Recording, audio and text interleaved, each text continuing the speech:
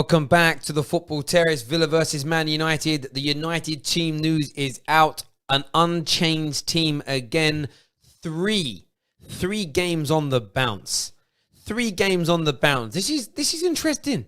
I just don't remember this happening at Man United in such a long time. To go 3 games on the bounce, completely and utterly unchanged. Genuinely, that is excellent news. I can't even deny it. Like, why would I deny it? I wouldn't. But that is excellent news. It really is. Do me a big favor, everyone tuning in. First and foremost, hit the like button, hit the share button. Do all that you've got to do to get this stream out there to as many people as possible. There we go. What do you all make of it? That's the first and foremost question. What do you all make of it? What do you make of the starting lineup? What do you make of the team news? Of course, changes to it. The bench is Bailly, Williams, Andreas, Fred, James, Mata, McTominay, and Garlo. It's pretty much the team we expected to an extent. But what are we expecting this evening from this Manchester United team? That's the big question. How many goals? Will it be another victory? Remember, there's a huge record. There's a huge record available to Man United this evening if they can pull it off. It's an absolutely colossal record. They could become the first team in Premier League history to win 4 games on the bounce by 3 or more goals. And I kind of want it. Like, I really want it. I really want it to happen. I can't even deny it. I almost feel desperate for it. I really do. A lot of people saying good team. Alf Delling Skills says Grealish masterclass. Maybe, just maybe. A few people saying Chong hasn't made the bench since the restart. No, he hasn't. And I'm not that surprised, though. Like, I don't want to sound harsh, but I'm not sitting here thinking, oh, that's shock. Like, I don't personally think he's good enough. Mark Peoples here says, hi, Terry. I'm looking forward to United's 5-0 win tonight. I hope so. I hope it is a 5-0 win. That would be actually amazing. Like, genuinely, it would be amazing if that was the case. It would be, wouldn't it? Wouldn't it be amazing? I think it would. I think it'd be brilliant if United could do that this evening. Comment here says, what do you think of Angel Gomez and Chong's futures? I don't really think much of it.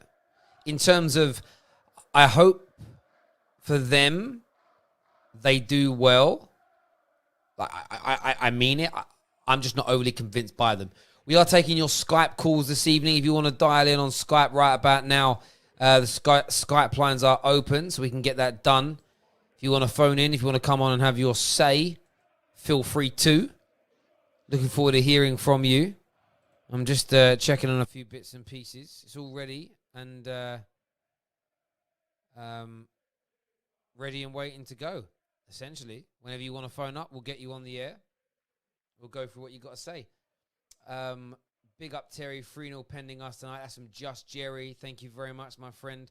Paul D says, hope we can put the game to bed early and rest some players. So many games coming up. And you know what, mate? That's the real big one tonight. And that's a big element of what we want to focus on this evening. It is very much that. So much football for Man United in the next 10 days or so. And that's what needs to be focused on. Probably above and beyond everything else. We have so many games coming up. We really do. There's so many matches for Manchester United to worry about and concern themselves about. This starting 11 we're seeing tonight is our best team, is our strongest team. However, it's absolutely imperative. It's imperative that Man United are able to rotate as and when they can. It's 4 days' time after today. We play Thursday. We play again Monday against Southampton. After the Southampton game, we then play again 3 days later. Again, next Thursday, we play Crystal Palace. And then on the Sunday, we play Chelsea. And then again, 3 days later, we play West Ham. And then 4 days later, it's the end of the season. Maybe then an FA Cup final. And the FA Cup final, as far as I'm aware, is scheduled. I'm just going to check that now. I didn't have that in front of me. The FA Cup final 2012. Bear with me a second just so I can get the date out of this. Let's get the date here. 2020 date. Oh, it was meant to be the 23rd of May. We know that it isn't. I'm just going to get that information up now. It's been moved to the 1st. So if we make it to the final, we then play a final game on the 20 the following Saturday. So in the space of the next 3 weeks, Manchester United could conceivably have, including tonight, 1, 2, 3, 4, 5, 6, 7 games in 2 and a bit weeks of football, which is huge. So rotation will be key. You're absolutely right in saying that. But are Man United good enough? And you know what? If we get to the end of this season, we make the top 4, we win an FA Cup. How good a domestic season, how would you rate that out of 10? I would really like to know how Man United fans would rate that out of 10. Give the show a call now, 0203. I'm reading out the old Fan Park Live number via Skype. The information for that is inside the description below. Would love to hear from you. Musa says, I completely understand why you took mods off. I took mods off nearly everybody because I went through the list of blocked accounts. There were so many good... TalkMU, if you're watching this, I don't know what happened, bro. Somebody blocked you. My moderators went on a blocking frenzy and blocked really good people for the channel, and I can't have that happen for multiple reasons. Prince here says I'd give it 8 out of 10. Is 8 out of 10 too much for 3rd place and an FA Cup win if we were to win it? I'd probably look at more of a 6.5. I'd probably look at more of a 6.5 out of 10. Hello, welcome to the Football Terrace. What do you want to say? Hi Terry, how are you? Hello. Hello, mate. Yeah, no, I'm good. What do you think? What do you make of Man United's starting lineup? I think so. It is the perfect opportunity. I think so. We should capitalize. Leicester has just dropped points, and I think so. If we can make a push right now, I think so. It's perfect. So I think so. I would have also gone with the strongest lineup. Yeah.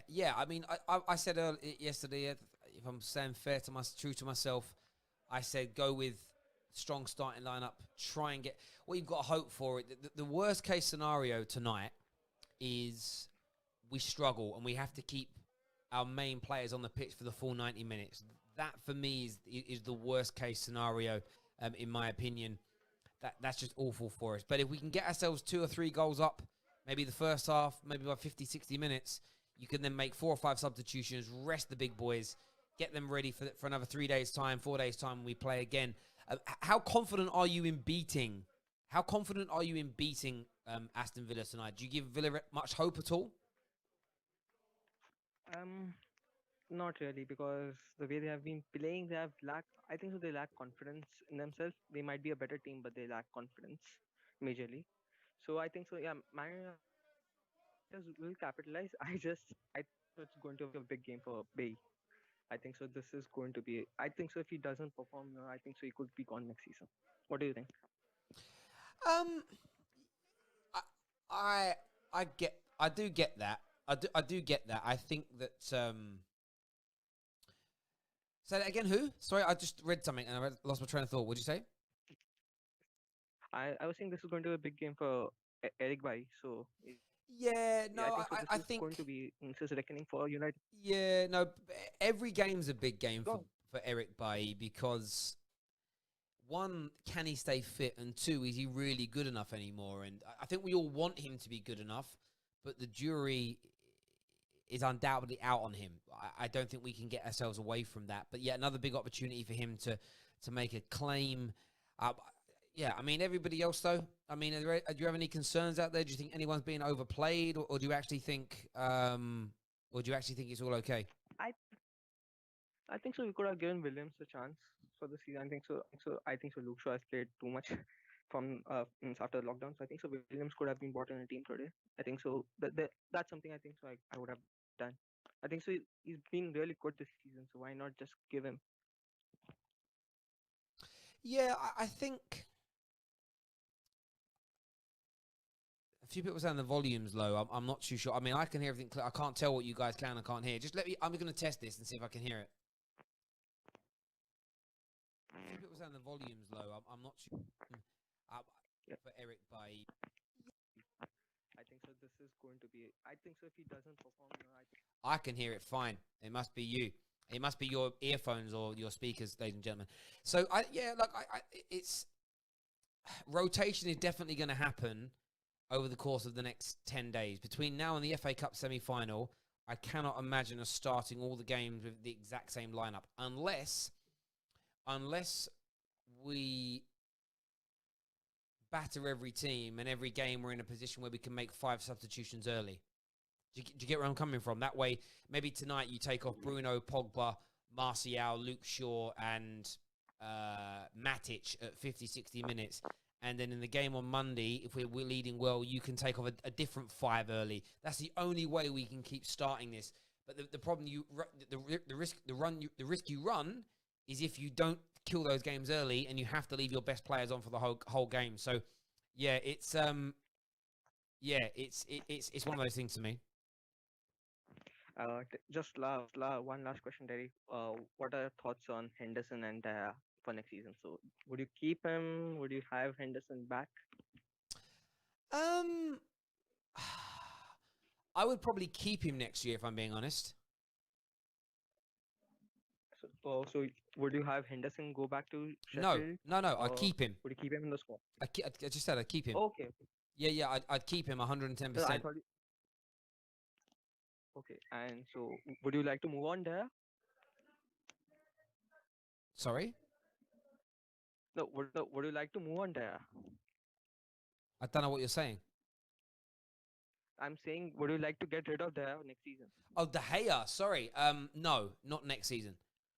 I think Dean Henderson is a year or so away from being ready, but I think we need to expose him to match days with Man United. I almost feel like him playing a handful of games here and there, being on the bench, maybe a little bit of rotation at times, but being involved on match days, understanding what the pressure's like. I think if you keep if you send him out on loan for another year and then you bring him back, sell De Gea and make him the number 1, I almost feel like there's no... He needs to be bled in slowly. I think that'd be the most important thing to do. So I'd keep him next season, let him play League Cup, let him play FA Cup, let him play a few European games. If David De Gea needs resting or has an injury, he can step in. But he's on the bench. He's around the matchday squad, getting used to the first team culture properly. And then the year after that, we make a decision on De Gea. That's what I would do.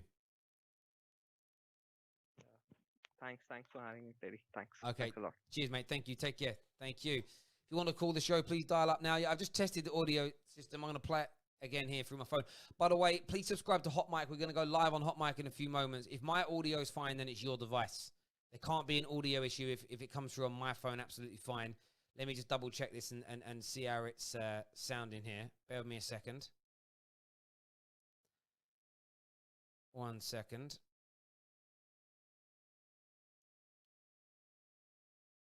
Hang on a sec.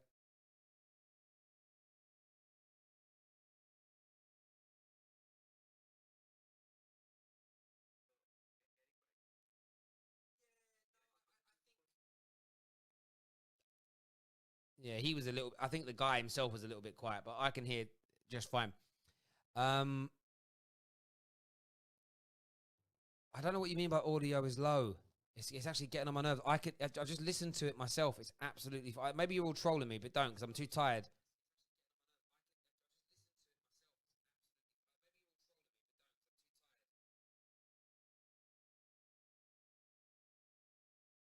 Is it good now? I have no idea. Well, I'll turn it up a little bit there on the master, on the master, and then just leave it there, and whatever else happens. Now people are saying it's perfect. Cool. I'm so confused. There we go. Let's do some more of your comments. Why? Okay, I have no idea why you got banned from another channel. It's nothing to do with me. Terry, it's Eric on the bench. No, Eric's starting, mate. It's on the screen, literally in front of you. Like right in front of you on the screen. There it is. You can see it right there. Eric Bailly starts for Manchester United this evening. Do me a big favor, please download Hot Mic. The link for it is inside the description below. Along with that, you also have the promo code TFT that you need to subscribe to subscribe to us over there.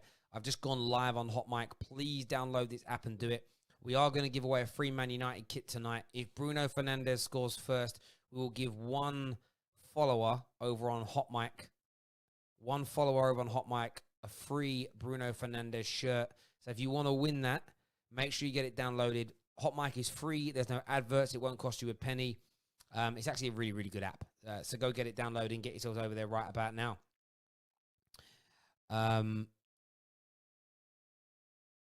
Lindelof is starting.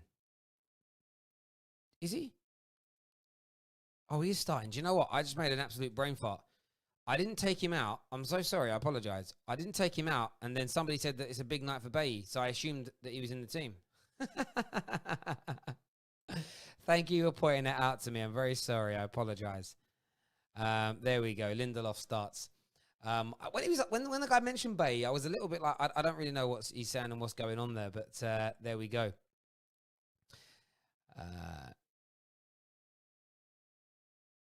Terry, what happened to Fan Park Live? Why are people still asking me? I told everyone ages ago. The company that run it went bust. They run out of money, so we stopped. That was it.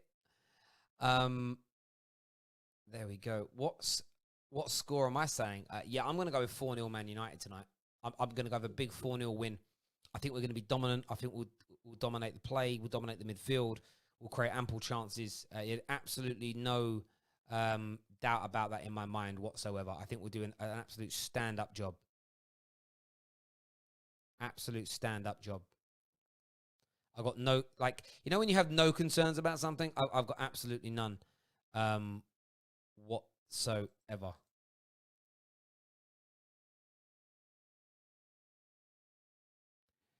I think you're all trolling me now.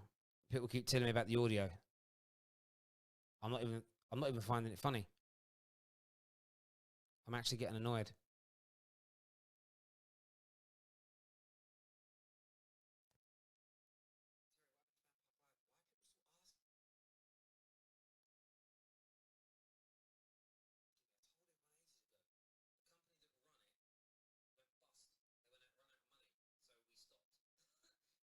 Nothing wrong with the audio at all. There we go. Still 0-0 in the Bournemouth-Tottenham game, by the way. Not that they're really playing... Well, Bournemouth are playing for something. Tottenham, not so much. Yeah, but if it's not as loud as usual, I'm still trying to figure it out. But when people just shout nonsense, it gets on my nerves. I'm really not too sure why, though. There we go. Anyway, we'll just continue as we are. I can't do much more about it.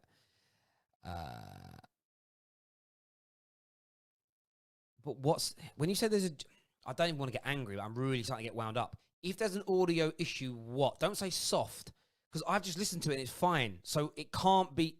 Do you know what? I get so frustrated at people sometimes. I like specificity. I need people to tell me what they can or can't hear, not just say there's an issue. What does it? I'm just going to stop before I end up saying something I regret. There we go. No audio.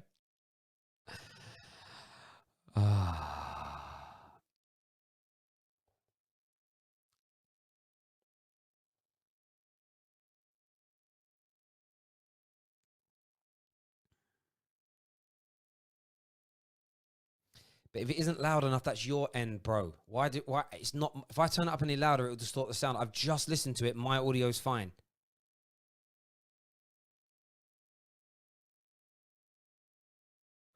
Everyone writing no audio now.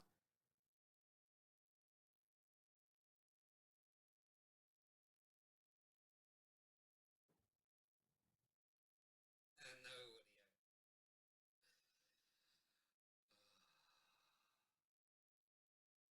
It's fine. I just checked it myself. It's all good. It's all good. Jack here says, Terry, I'm not confident. Why? See, I need. Tell me that. Tell me specifics. Tell me specifics. I want to know why you're not confident. That would be the thing for me. That's what I would want to know, is why you're not confident. Phone the show as well. Skype in. Let's hear from you. Come on. Why are you all being boring, man? Why are you all being boring? Why are you being boring? Phone the damn show. Get yourselves involved.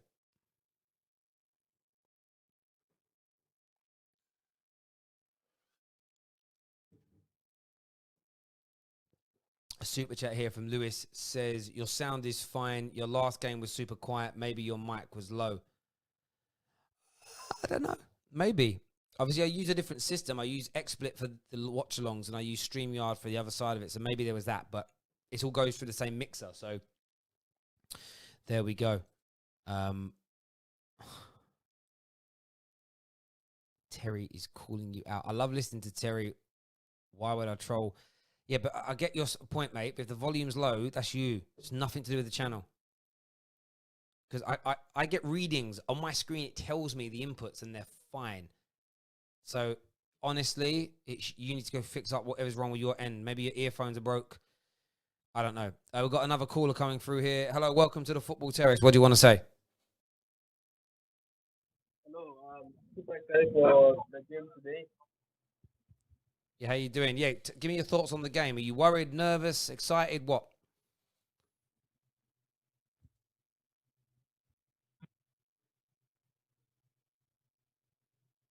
Okay, didn't want to speak. If you don't speak inside a few seconds, I'm just hanging up.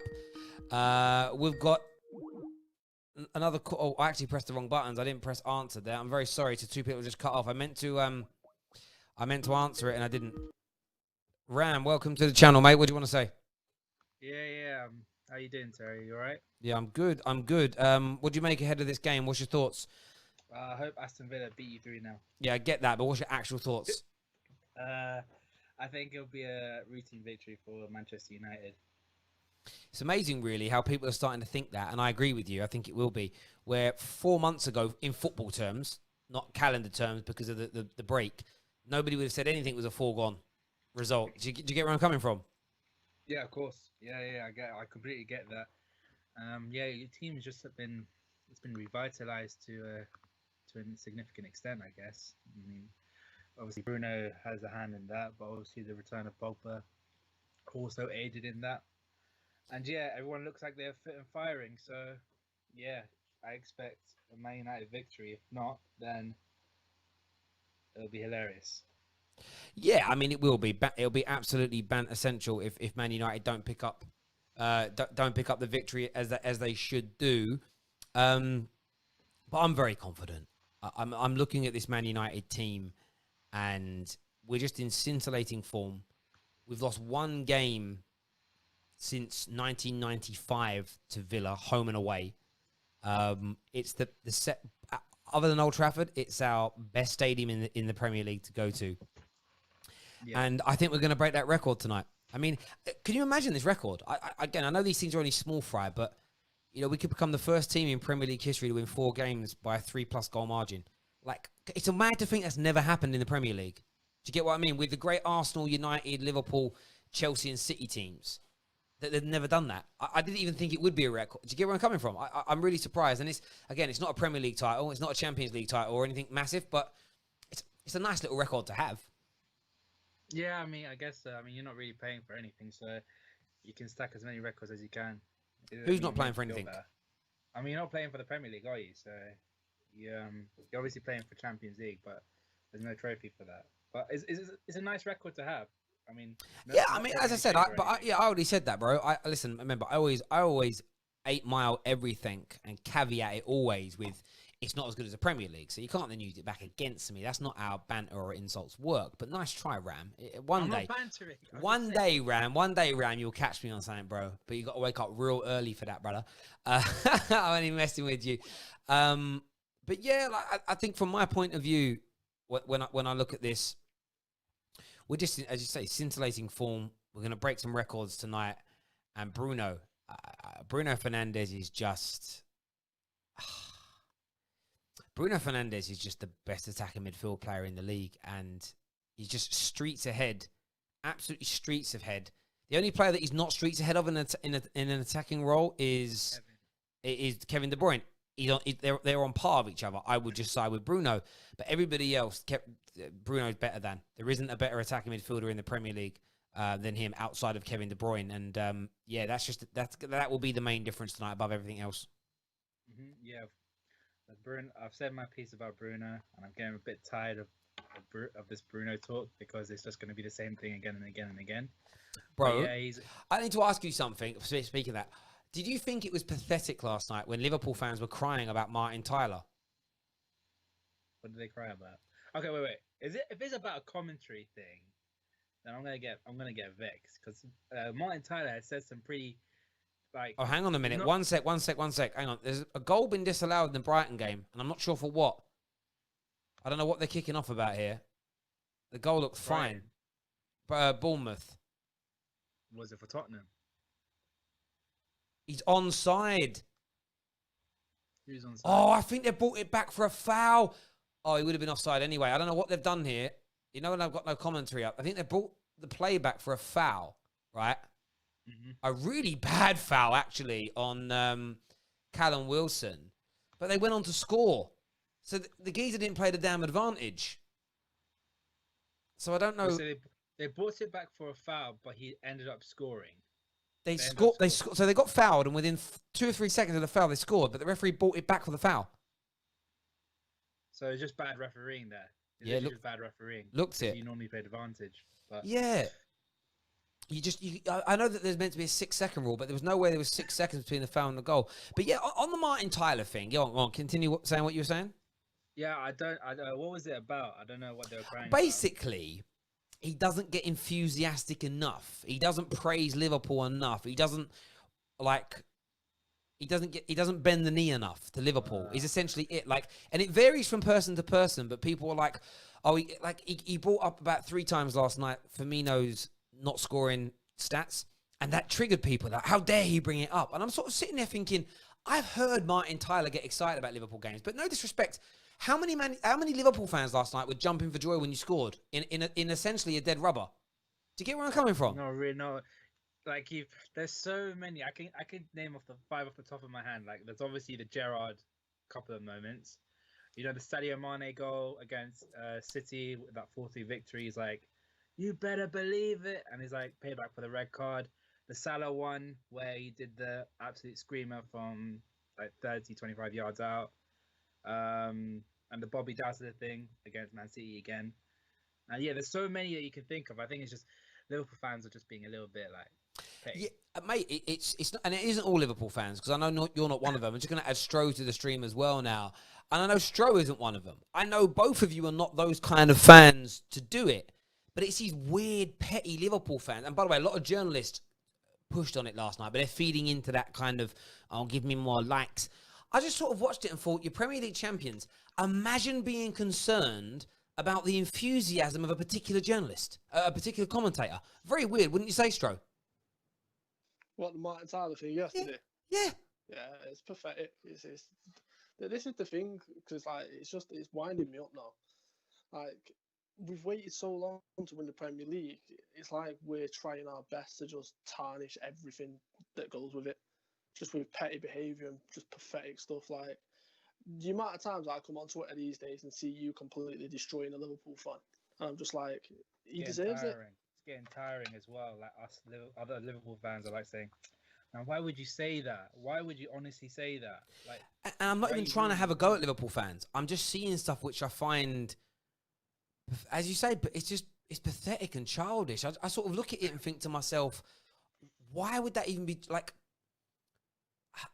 The point is that Ram just gave 5 examples of brilliant commentary, enthusiastic commentary. The only bit of commentary from Martin Tyler, off the top of my head, I know is enthusiastic about Man United, was Martial's goal. Yeah. But that's the only one on top of my head. I'd have to go and watch footage to realise it. I don't take any real... I feel like Martin Tyler does it for everyone, but Martin Tyler does it at moments of real euphoria and excitement, like the Martial goal, his debut, the winner against Liverpool in the game.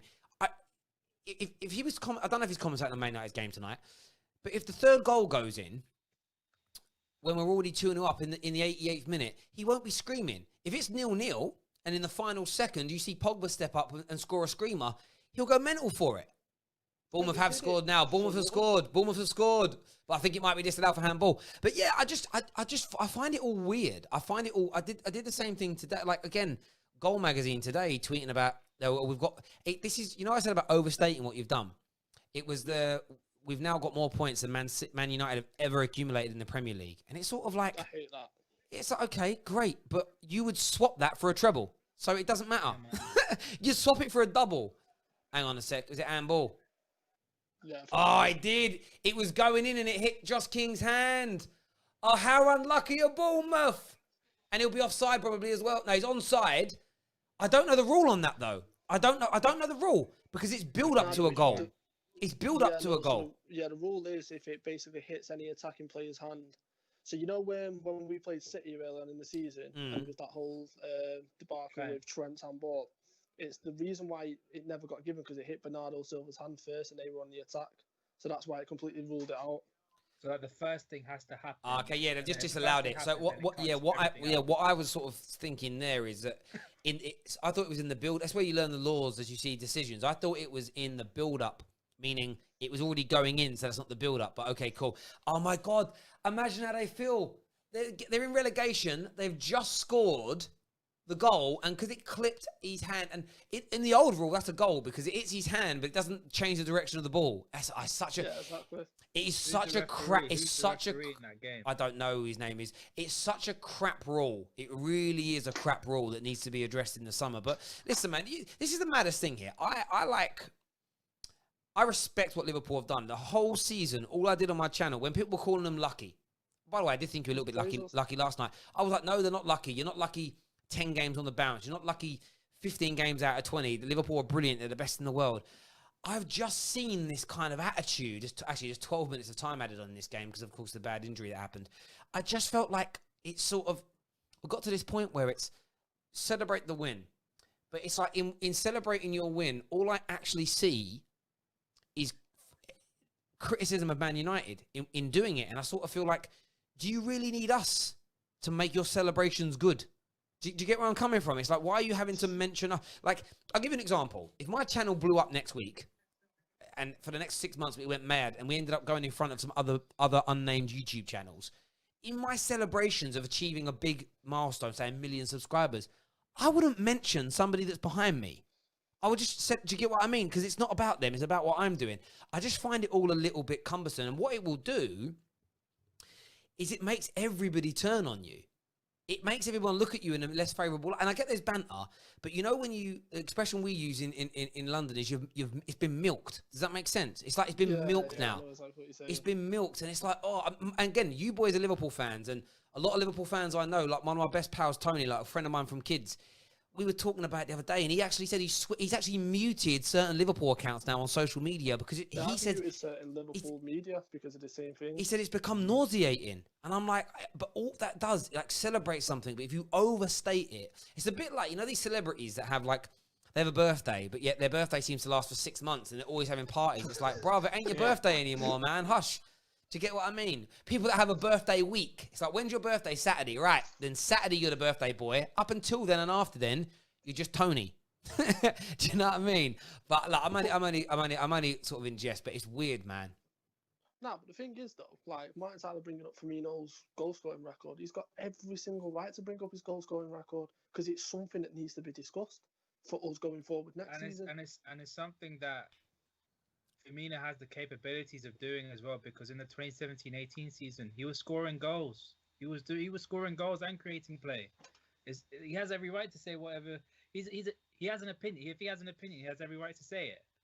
And more to the point as well, I don't care what any other Liverpool fans got to say because, as you said, most of them are just acting stupid these days. If you're letting Mason Greenwood, who I think is a phenomenal player, score more goals than you in a lot less appearances than you, and we're deemed to have the best attacking three, that's not acceptable in the Premier League. I don't find it acceptable. And do you know what's interesting? Celebrate your victory and all of this. And what I find Liverpool fans like you are doing, which I agree with, is you're looking at the whole still. Because there is this notion with these narcissistic Liverpool fans of we're perfect, it's always going to be perfect, there's nothing wrong with us. When actually, even the best teams have holes. And I know a lot of Liverpool fans will look at it like, do you know what? Maybe there were 4 or 5 games we were lucky this year. Maybe that won't happen. Maybe we'll get a few more injuries next year. Maybe we won't. Maybe a couple of other teams improve dramatically. And actually, if you get towards the end of the next season, and if you had a striker that maybe scored an extra 5 or 6 goals, help you retain your league, then you'll look at the whole and go, well, that's why we probably should have gone and found a Werner. Maybe we should have gone and got somebody else in that's better, that's more potent from the bench than a Shaqiri or an Origi in relation. And again, Thiago. Yeah. Thiago would be a great signing, and I can't get that. I just find it's all a bit weird. I've never seen anything like this in my life where a team has won and the celebrate, and it's not just Liverpool, it's everything. But it's that notion of we're brilliant. If you don't, it's almost a little bit like the political spectrum. It's like if you don't agree with us and show the same level of love and enthusiasm that they're in again here, Bournemouth, they can win the game. Oh, good save, Hugo Lloris. Oh, my God. What an amazing game this is. They should have scored, though. Foul given. It's almost like if you don't love and appreciate us like we love and appreciate us, like Scouse Twitter's coming for you. And I just think to myself... It's years of bitterness. Yeah, maybe. That's what it is. Like, sorry to cut you off. It's 100% years of bitterness because they've seen great United teams dominating. I know for a fact, me saying great United teams, I'll get certain Liverpool fans inboxing me later, like, how can you call United team great? This team's great. No. Give credit where it's due. United had great Premier League teams. United are the greatest Premier League team since the Premier League or the inception of the Premier League. That can't be debated. And if it is, then please come and debate with me because I'll happily have that debate with you as a Liverpool fan. But it's years of watching youth dominate and us knowing that we are up there, but never really reached our potential. Yeah. We always fell short. And it's just years of bitterness, and it's finally coming out in, like I said, instead of just celebrating it like we should do, they turn into the one thing that they were always. So it's like for us, apart from obviously the past couple of seasons, if we finished above United, in our mind, we felt we could win the Premier League. Yeah. It's like they've still got that mentality. What it feels like to me, I love an analogy, it's like you getting up on your wedding day. You get up on your wedding day to give your speech, and your beautiful bride is sitting there. But instead of speaking about her, you talk about how rubbish your ex was. Do you get where I'm coming from? That's how it feels. That is so true. That's how it feels. It's like you're talking about your ex on your wedding day. My ex was this bad, that bad, this bad. My new one's better. My ex was this, that, and the other. My new one don't do this. That's how it feels to me. And it's almost like, that's a bit weird. I went to a wedding once where the father of the bride did a 28-minute speech. I did time it because I'm pernickety. And for 23 minutes of it, he spoke about his sadness about all the dead people in their family that had died over the years that weren't able to celebrate it. It was the most weird, morbid, craziest speech ever. And it was just dreary. And it's like what should have been his moment, just celebrating his beautiful daughter and how happy he is. He bought it. Do you get what I mean? And that's how it feels with, and it isn't all Liverpool fans. And, Red Men on Red Men TV, they're throwing a bit of banter, but it's about Liverpool. It's about celebrating. I was really proud of them for what it's worth when they called out the Liverpool fan that put the flare on the statue outside Everton. And it's those things, the way they celebrated Liverpool, setting a building on fire. One guy, fair enough, but the group was there. The lack of social distancing, the flare at Everton, the part, like, there's so many things. It's like, some bits were funny. It's like, but you can't keep doing those things. It will lose. It won't be funny anymore. Like, I don't know. I just feel like it's being tarnished slightly. Yeah, of course. Like what you said. Yeah, it's a bit of fun and everything, but honestly, you start to lose respect from rival fans and people. Like everyone likes to say, everyone wants, like, for me as a Liverpool fan, I don't care what rival fans think, but if we do some stupid stuff like that, then obviously you just give us a bad name, and I don't want Liverpool to have a bad name because we already had certain events that happened in the past which gave us that bad name. Yeah, and listen, enjoy it. Me and you, Ram, we have a bit of banter, and that's fine. And but it's too much for me. And honestly, I'm consistent. If I tell you this now, if Man United win the league next year, there is an initial bit of banter, but there's some relevant banter. We've taken your title off you. You only had it you're the best team ever. You only had it for 1 year. That's cool. But once you've tweeted it once or twice, you move on. Do you get where I'm coming from? It's like you don't overstate it. Don't keep going on. Do you know what it sounds like? Another analogy coming, boys. It reminds me of Uncle Albert. During the war, it's like, okay, I know you went to the war, but you've told me too much. And it's true. You must got friends like that have done something amazing or brilliant. If they keep telling you about it, it loses its potency. That's how I feel anyway. But it's like a comedian. It's like a comedian saying the same joke again and again. It just becomes boring, and and tarnishing. But Stro, what do you make of tonight's game?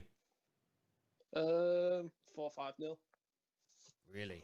Let's be honest. United are probably not probably. United have been in the best form since the return of lockdown. They've played arguably some of the best football.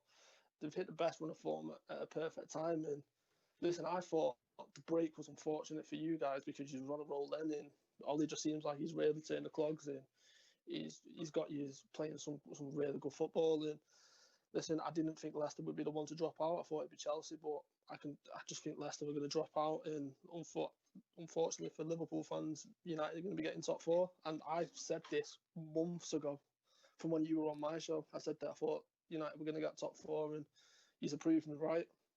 The one good thing about United getting top four, isn't it amazing that United and Liverpool have never ever played each other in the Champions League? Champions League, I know. Yeah. And the Europa League clash back in 2016, that was passionate and teary-eyed and nerve-wracking. Of course, you came out on top in that. But can you imagine a knockout game? Because it can be only quarterfinals onwards. Can you imagine Man United Liverpool in a knockout game? There would be, and I know it isn't nice part of football, there would be, our minibus is getting absolutely ransacked on the way to the ground. Yeah. 110%. But there's a big part of me that feels like I'd love that.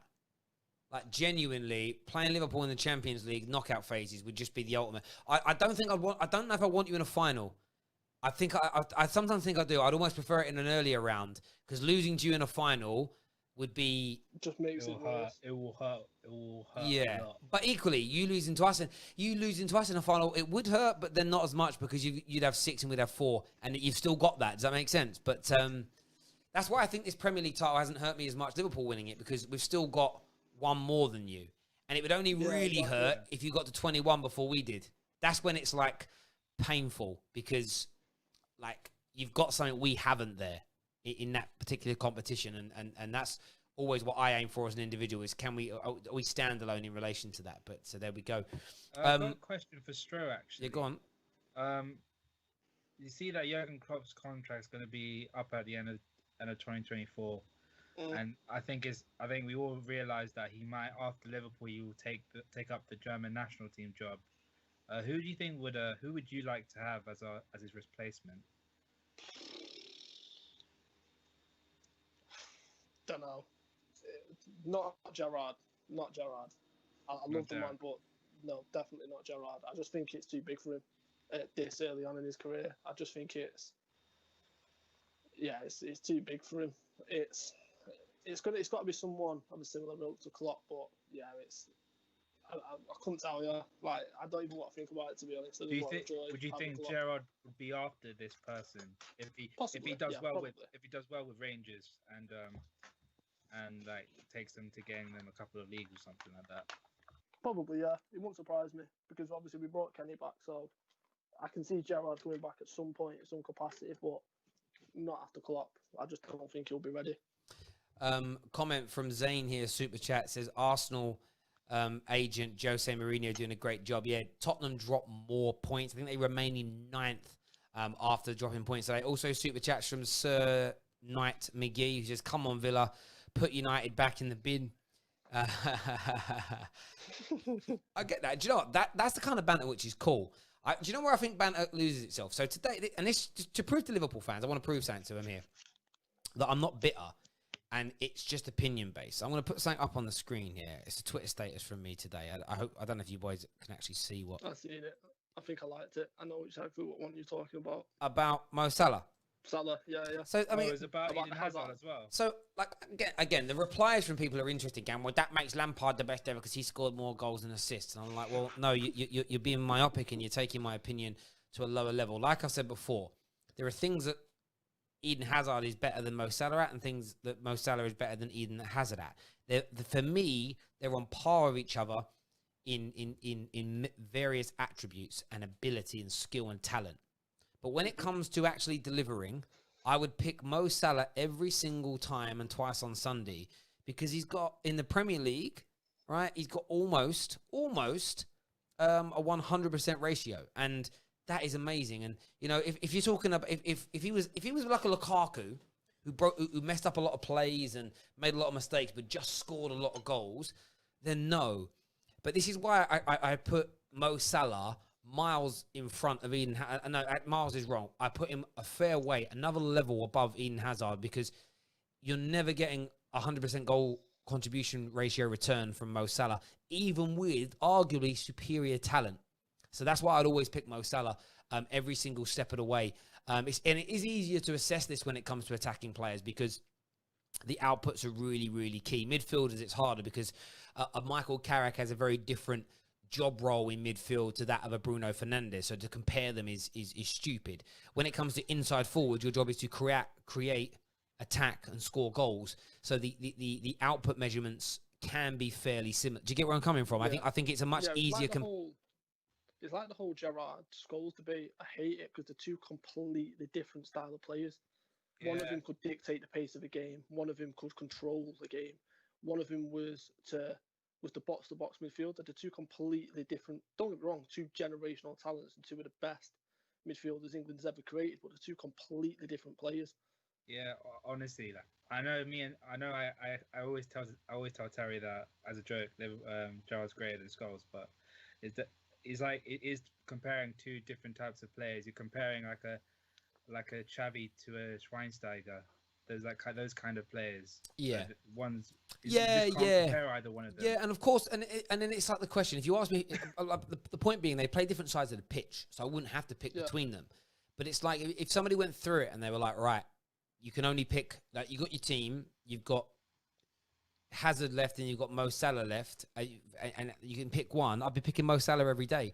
And I've always said it before, like, it's about numbers are important, but then how you dominate games. So for me, if I needed a goal scoring midfielder, if I was to pick, see, the reason I would pick a Paul Scholes over a Lampard is because peak Scholes was scoring quite a few goals, but you also get somebody that's creative, that can dominate play. His passing range is better, as an example. So do you get where I'm coming from? So there was the goals in Scholes' early career. What people forget is he was moved into a deeper role as Man United changed, because he started as a secondary striker originally. There wasn't really number 10s being used in Scholes' pomp. That came on a little bit later. But if I needed just a pure out-and-out 15, 20 goal a season midfielder, that's what I needed, I might go for a Frank Lampard, and that's where it becomes down to preference. You know, and what do I need for my actual team? But if you're asking me for an inside forward, when it comes to those attacking roles, I need players who have brilliant outputs. I need players who are returning 80 to 90% plus on goal contributions to game ratios. And Eden Hazard is great, but in that same time period that Mo Salah has delivered 95%, Eden Hazard comes in at 62%. So what? Like, forget the player, forget who you like. Why would you pick a player who's 30% less productive?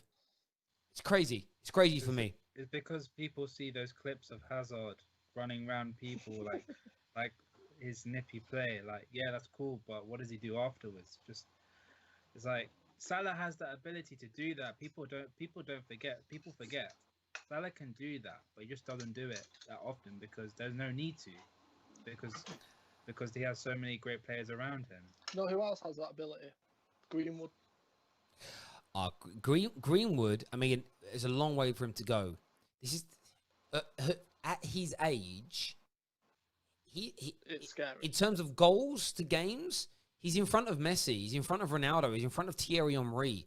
The only two players I've found in European football in the last 35 years that are ahead of him at this point was Michael Owen and Mbappe in terms of numbers of goals. And if Greenwood, over the next 2 years, if he keeps improving on the trajectory that he's in, you're talking about he'll oust Harry Kane from the starting lineup of England. Like, honestly, I when I see Greenwood play, it's like watching Robbie Fowler. Like, the way he can score goals with both feet and his intelligence as well. But he's a better baller than Robbie Fowler. He's a better baller because I think that's down to him having that 21st century footballing IQ. Yes. Yeah. And it's incredible. It's just great to see, like, another great English I talent. feel like Mason Greenwood is almost going to be the mixture from a Man United point of view. It's like mixing Van Persie and Rooney together. And Van Persie could ball a bit. I feel like he's got everything you need as a footballer. He's got skill. He's got dribbling ability. He can get stuck in. He can pass. I would say Tevez more than Rooney. I think Tevez was a little bit more skillful than Maybe. Rooney. So yeah, but the skill element comes from Van. Don't sleep on Van Persie for his skills. Yeah, He was Van just a lot Persie's more a baller as cumbersome in well. doing it because he was slower. It's just like he's like a mixture of the two, in the terms of he's got skill, strength, speed, tenacity, creativity, passing, finishing. It's scary how much that boy's got. And the one difference between him and a lot of the other 18, 19-year-olds breaking through right now, he's actually delivering at this level. There's so many others who it's all promised. Like a lot of the Liverpool youngsters, I'm not having a pop at any of them. We're not going to know they're good enough until they start playing regularly in meaningful games. Do you get where I'm coming from? You never know. You know, Man United had Kiko Makeda that was killing it at the academy level, but when it come to the crunch, he wasn't good enough when it come to first team genuine football. Like for me, I feel from our academy, like Curtis Jones, Harvey Elliott, their ceiling is just as high as Mason Greenwood, but they just don't get. I think they're part of a team that are just incredible right now. I think what I'm worried about Mason Greenwood is that he's going to be burnt out like Wayne Rooney. And I feel not hopefully, as an England fan, if Jadon Sancho goes to United, that would be beneficial for us. But if Greenwood keeps on starting and carrying on doing what he does, I wouldn't be surprised if he ends up like Michael Owen. And it's going to be sad as an England fan, but it's how it happens. He needs to have the same amount of minutes as Curtis Jones. I think the one thing you've got, the difference. I get your point. The difference between now and then, even in Rooney's early careers, we have sports science now, so they know that they are scientifically assessing the players' bodies. They know, they wouldn't have they can detect. They can't stop certain injuries, but they're able to detect certain things that are on their way, that are coming, the way they're graded. What they do in recovery sessions after games, as an example, all that is there. What I would say is that he's starting quite a few games now. I think when Sancho comes in, you'll see him again slowly blended into this team, as it were. But Bryant's on the line. Bryant, what's your thoughts ahead of Villa United? Yeah, just hoping for more of the same. I know that. I mean, Villa, they've really, really struggled this season, and Manchester United are playing really, really well at the minute. And I hope that they're able to kind of continue what they've been building since Project Restart. It will really just depend on if United are able to get an early goal in this game. I think that could really dictate the direction of this game, because it looks like Manchester United are really gonna have to fight to get into the top four. As Chelsea are continuing to play well, Leicester are starting to flip and drop points, but I think that in that same vein, Manchester United has to capitalize on those opportunities. So, looking forward to it. Yeah, no, I'm looking for. Hang on a second here. Somebody's trending. Oh, let's just talk about the Everton game. I saw Gomez trending. I thought maybe it was announced what was happening there. We have another super chat here from Zane. Zane says, City shouldn't be banned. United fans are jealous. Teams should be allowed to spend whatever they want. Didn't know Corbyn was running UEFA. That's funny. Yeah, they haven't announced the ban yet, which they were meant to in the first week of the month. We're now on the 9th. First week of July, yeah. Mm-hmm. Which tells me they're going to... hang on. I think it's been announced Monday they're going to announce it. But yeah, it kind of tells... The fact they've delayed it tells me that they're not going to be banned. Yeah, agreed. Yeah. I think they won't ban it. I don't think they will. But... yeah, we'll always see what happens, but there we go. United teams, they're coming out into the field of play. Yeah, boys, what I'll do, I'll chat to you all again soon, all right? All right. Take care, James. Thank you all. Take care. Teams coming out now onto the field of play. United in gold, doing their thing. So United are in gold. Villa, of course, in claret and blue. We're a few moments away from kickoff here. United looking to break a Premier League record of 3 games won on the bounce by a goal margin of 3. Even more importantly than that, and that is quite an important thing, Premier League table looking to win our game in hand, go on to 58 points, be 1 behind Leicester, 2 behind Chelsea, as we go into the final 4 games.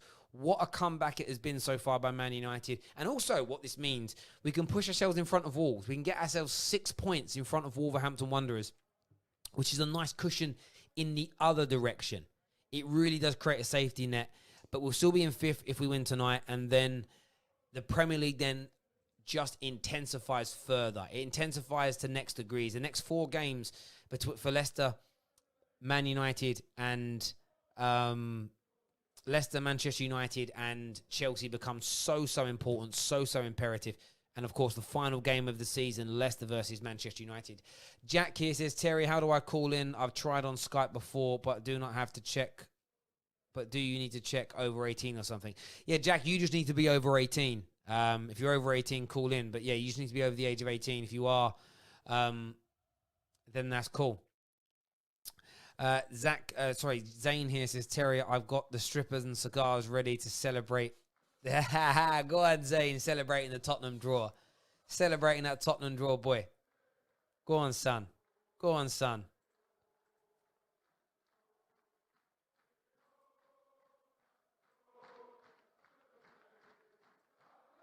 There we go.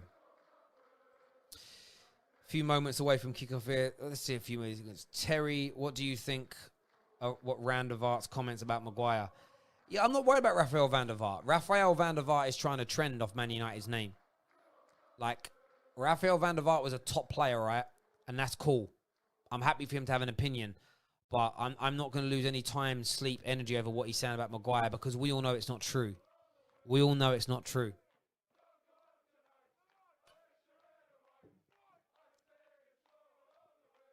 Simple as that.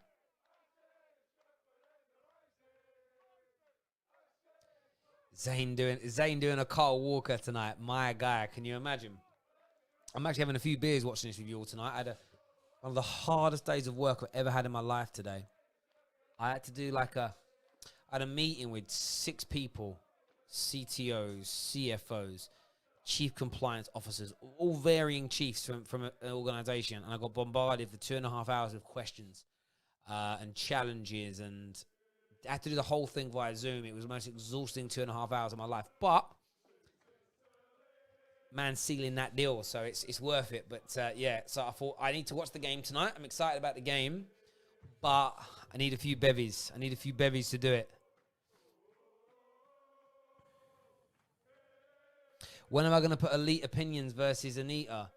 I don't think Elite Opinions is ready for that. Neats will kill him. Enough said. Neats will destroy him in a debate. Kickoff is a few moments away here. Matic's there, fresh after his new deal. See, they love to twist the story. He hasn't signed a new 3-year contract. He extended his current deal by 2 years. It's a madness that they say things like that. There we go. Listen, everyone who's tuning in, hit the like and share button. Please do me a favor and download Hot Mic right now. All the information for it is inside our description below. It's really important for the survival of the channel that you download it. Use promo code TFT and then come follow the Football Terrace over there right now. If Bruno Fernandes scores first tonight and you have the app downloaded, you can prove you're one of our followers over there. We're going to pick one of our followers at random. Hello, Lee Chappie, by the way. Hello, mate, over there on Hot Mic. One of our lucky winners will get a free Bruno Fernandes kit with the number on it, name on it, absolutely everything. But you have to download the app right now. Go and follow us on Hot Mic. As I say, all the information is inside the description below to get that done. And kickoff has begun here. Here we go. Big night tonight for Man United. And hopefully, do you know what I was thinking? Hopefully the Bournemouth game will serve as a little bit of a kick up the backside. You know, a little kick up the backside in terms of guarding against complacency. United trying to play out the back here. Luke Shaw gets his first touch of the game. In here to Rashi on the left. Remember, we drew 2-2 back in December. I remember that game very well. 2-2 in December with Aston Villa. We did go 1-0 down, got it back to 2-1. And what a dummy there by Paul Pogba. You know, Mason Gunwood picks the ball up here. Here's Paul Pogba. Inside there. Back into Mason. United playing the ball well at the back. But we just need to, as I say, we just need to remain composed in this game, do what we've got to do well, and we'll be fine. If we do those things, we will be fine.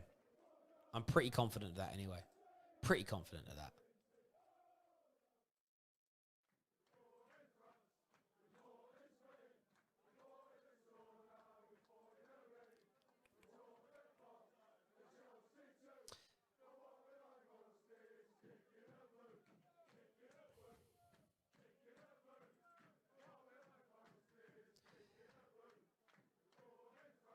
Where do you send proof? Well, I know you're a follower. If you just leave a comment, by the way, if you want to prove that you've got the app, go into Hot Mic now, if you're a member of us over there, and just leave a comment. If you have to leave a comment so we know that you've got the app in the comment section over there, and you'll go into the prize draw to win the Bruno Fernandes shirt if he, of course, gets the first goal today.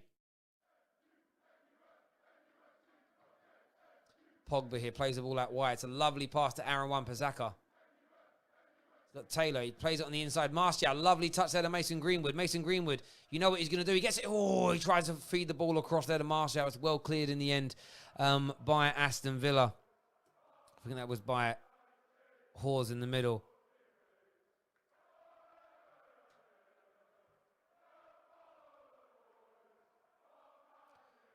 Anthony Martial back to Matic here. Luke Shaw finds Rashford. They're just switching the play nicely. There's a lovely ball inside. It's Bruno Fernandes. The back heel.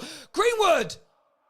Oh, Greenwood asking for a penalty there. What a back heel by Bruno Fernandes. Those one touches, those little one touch intricate moves at the edge of the box. They look like it could have been a penalty. It's a lovely back heel. Takes Mings out. Yeah, do you know what? You're not going to get a penalty for that. But it's brilliant by Luis. Luis is pushing him in the back as he goes to, but it's not. See, that's if you're going to push a player, you don't push him. What you do is you ease it slowly. That way it doesn't look like an aggressive push. It is a foul, but you're never going to win those. You're never going to win them in a month of Sundays. Ever. But look at that. Already opened them up once in today's game. Already opened them up once, which will give the team, again, we're already confident, but it will just give us a little bit more to know we can do it here. A shot there from distance. I'm not sure who that was. Ghazi. Ghazi had a shot there from distance.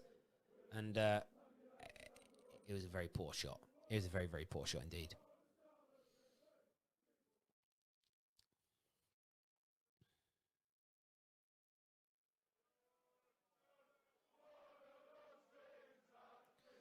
Jackie Grealish picks the ball up here. He'll really want to impress tonight.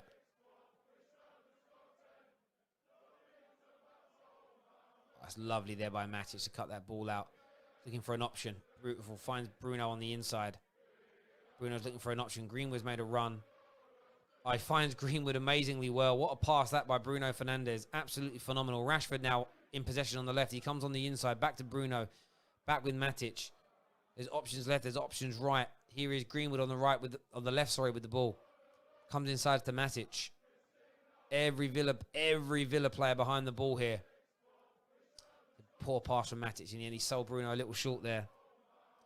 Lovely by Maguire. Cleans it up beautifully. Back to Pogba. Now back to Lindelof. United trying to come forward. It's been again, United now, we just come out from the start, always looking to attack, looking to be dominant, looking to do our thing. It's just beautiful. It's honestly beautiful to see. It's beautiful to see.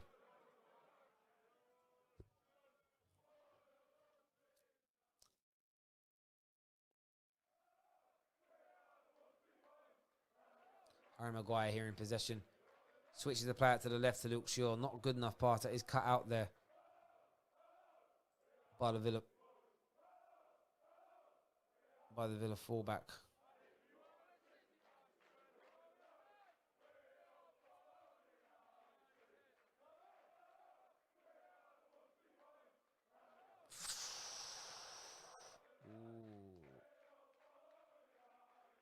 Mata was given as offside there. I don't think he was.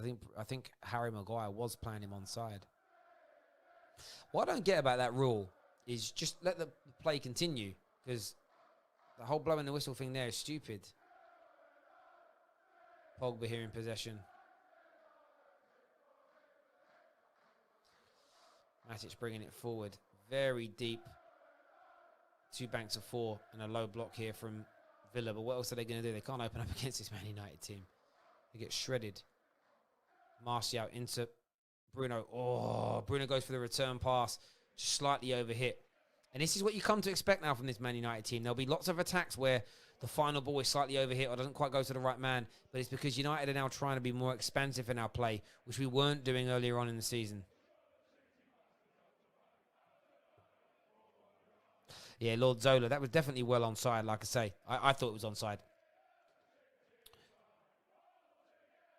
You never hear me being bitter about these things.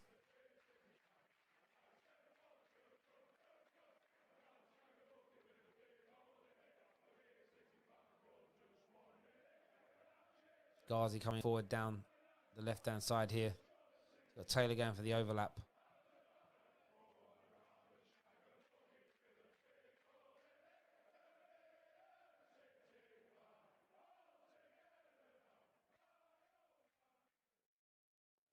All played over the top there. It's well cut out in the end by Lindelof. That's going to be a corner here. First corner of the game goes to Aston Villa. 7 minutes on the clock.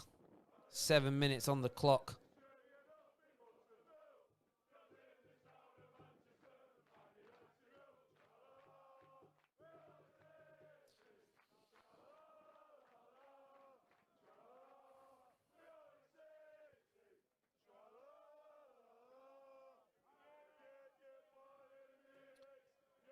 Whipped in here by McGinn. Easily cleared that by Bruno. Opportunity for a shot from distance here. It's dinked over. Oh, offside given. Offside given there against, I think it's Matty Taylor. Zane here of another super chat says, come on Villa, Martinez on the same level as De Gea. That's a bit of a push. It's a bit of a push, Zaney boy.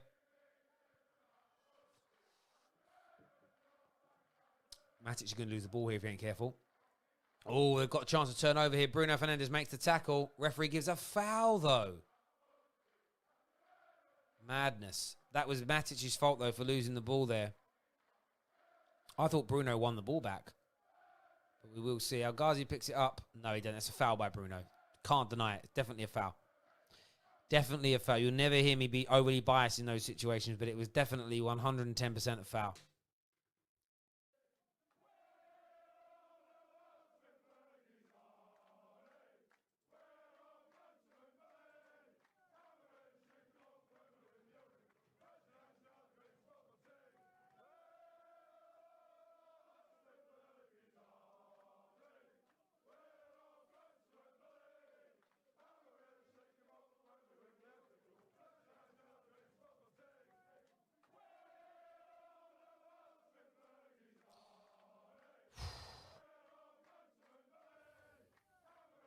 Free kicks here. It's deflected. Bruno clears it. It's going to be a throw into Villa. Deep, deep, deep on the right-hand side of United's half. It was Douglas Luiz who took the free kick. Wasn't a particularly good free kick. Sustained pressure in the last 3 or 4 minutes, really, here from Aston Villa, which will be good for them and their confidence, of course. Sitting where they are in the league, victory for them tonight is as important as it is for Manchester United. Matic fouled Grealish there.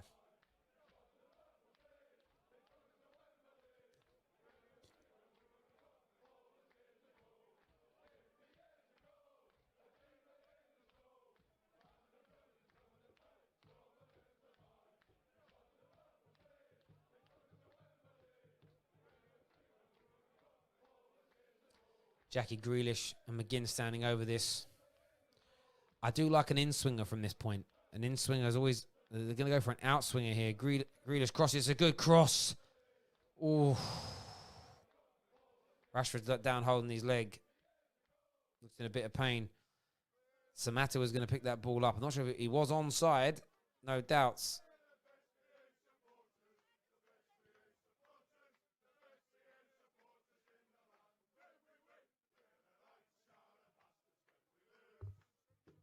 I thought it was a corner.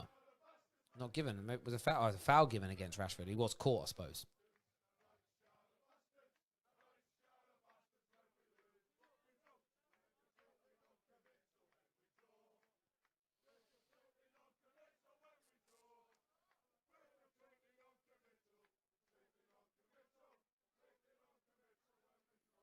Rashford gets a good head on there from a goal kick. It's going to be a throw in deep to Villa, deep in their own half on the right-hand side.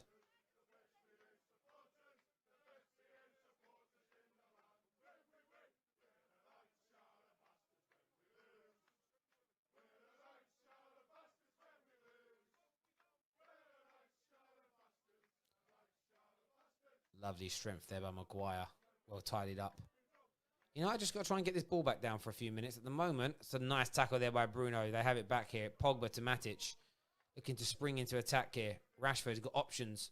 Oh, slightly overhits the pass. Greenwood will keep it in. Thank God Greenwood's got pace. Greenwood back here to Bruno. Finds Wan-Bissaka who's onside. Back to Greenwood. Bruno. Back to Greenwood. They're trying to work a move here from the right-hand side. They get the ball into Matic who's central. Matic puts it onto his left peg. Goes out to Wan-Bissaka. They're trying to work across here. Great defending so far from Villa. It is crossed in. Oh, so unlucky. It started to flex and just lands in at the feet of a Villa defender. Oh, another foul given here against Manchester United.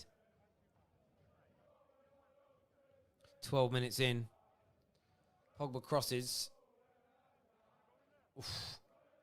Hit. It just come off Tyrone Mings' leg. A few more super chats actually came in that I didn't notice. Sorry. Let's go through them.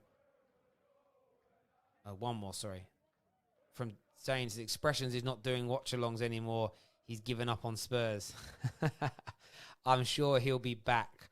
I'm sure he'll be back. Not been a great start to the game by Man United, I have to say. Been a little scrappy, but then Villa have really given it. And that's what you want to see. Lovely by Pogba. He's fouled there. McGinn just basically checked him like a hockey player. Checked him like a hockey player.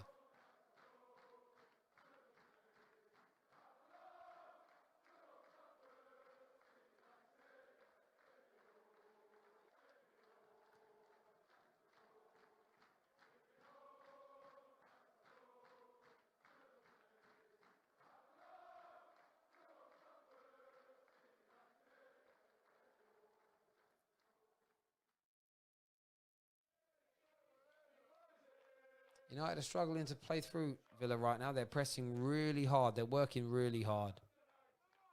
Where Villa have to be careful, though, I'm trying to remain neutral for a minute, is to not burn themselves out too early. Ball played long here. Aaron Wan-Bissaka will keep this in. Oh, he gets there. Taylor makes the tackle, but it ends up ricocheting off of AWB. That's the one thing when you've got pace in your team. You can slightly overhit a ball and your players will still get hold of it. But right now, we haven't really clicked into gear yet. But I do give a lot of credit for Villa for that. Close the ball down well. They've moved it well. They've been very difficult to break down. And you have to expect that sometimes. Here goes Rashford, though. He's having a little run this time. Step over. Oh, he tries to play it through to Martial there. It's cut out by Tyrone Mings and cleared. Rashford tracks back after it. They're going to give that as a foul, you know. It's never a foul. Never a foul, referee.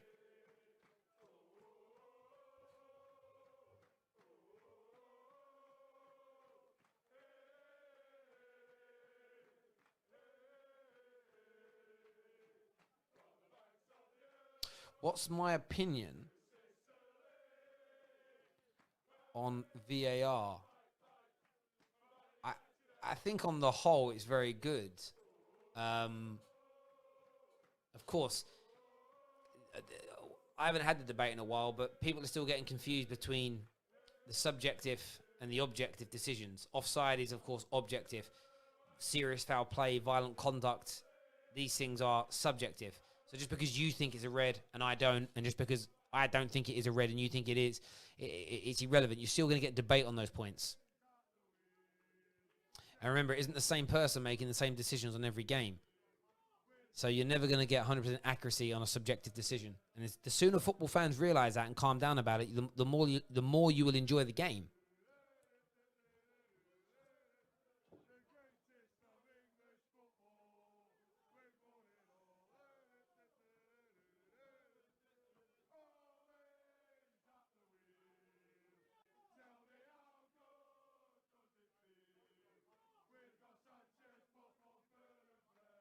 Lovely football again by Villa here. They're passing through Man United very, very well. Here's Samatta. Finds Grealish in the middle that's got a little bit of space. Goes onto his right foot. He's looking for an opening here. Comes back inside. He's now looking to go inside. He goes back on the outside here.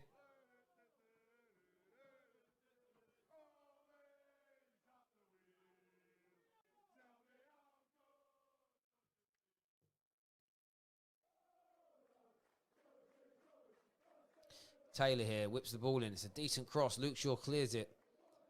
It's going to be a throw-in on the left-hand side here to Villa.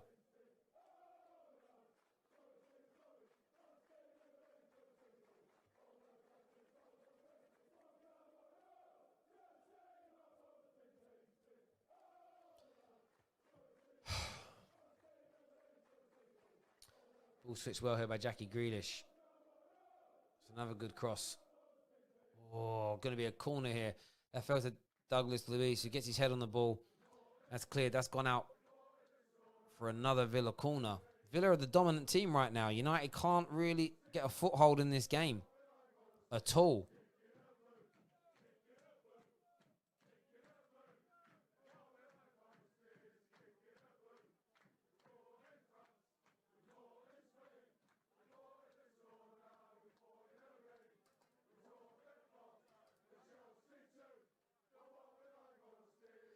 Jack Grealish crosses. David De Gea punches. I don't know why he punched and didn't catch.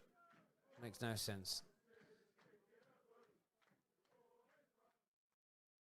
What was that for a throw here? Villa take it. They switch the play right to this right-hand side now. Oh, Grealish is in.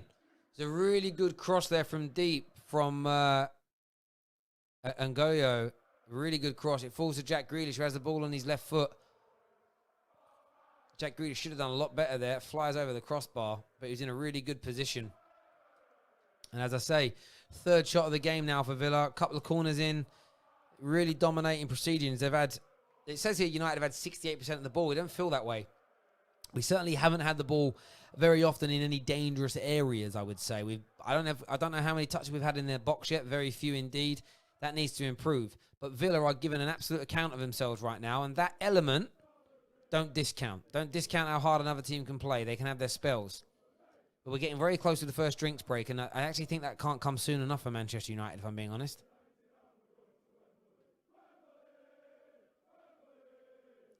Another good cross. Oh, just over Aaron Wan-Bissaka's head.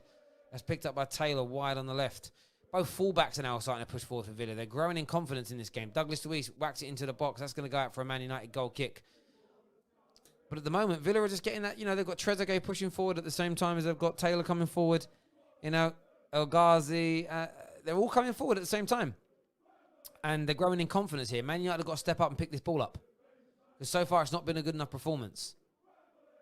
We're not breaking them down, and we're losing possession too easy in the middle. And then Bruno Fernandes gives it away. Pogba's fighting for it back. McGinn coming forward here. Finds El Ghazi on the edge. That's cut out. But it falls again to a Villa player. They're winning all the second balls, all the third balls.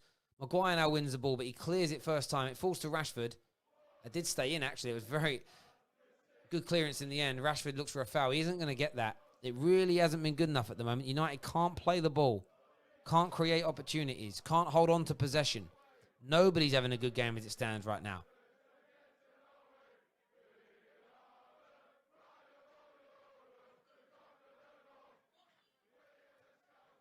Really poor start, really. Opening 2 or 3 minutes were decent by United, and since then, Villa have been the dominant force.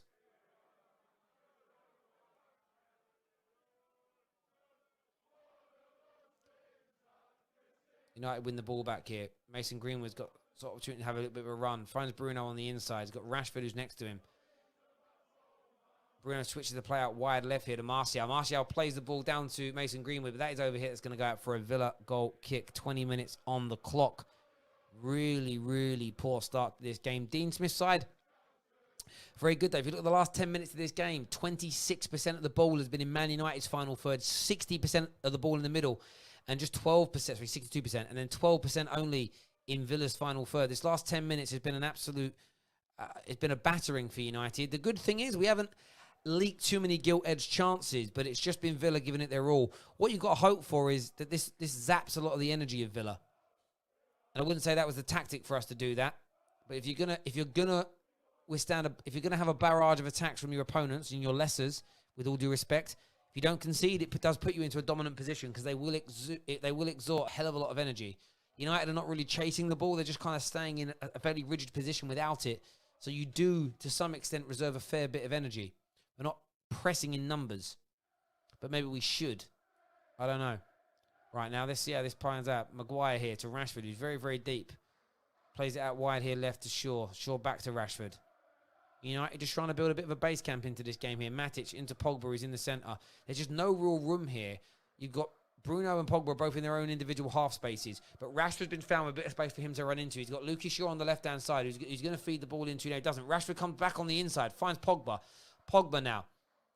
Thought he was going to switch that play. Bruno Fernandes in possession. Dinks it over the top.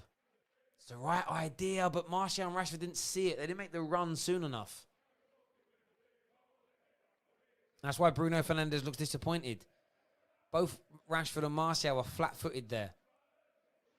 They need to be thinking.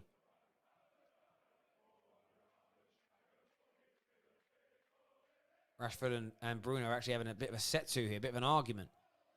It's because Bruno's telling him, you need to make that run. You need to know where the ball's going to go.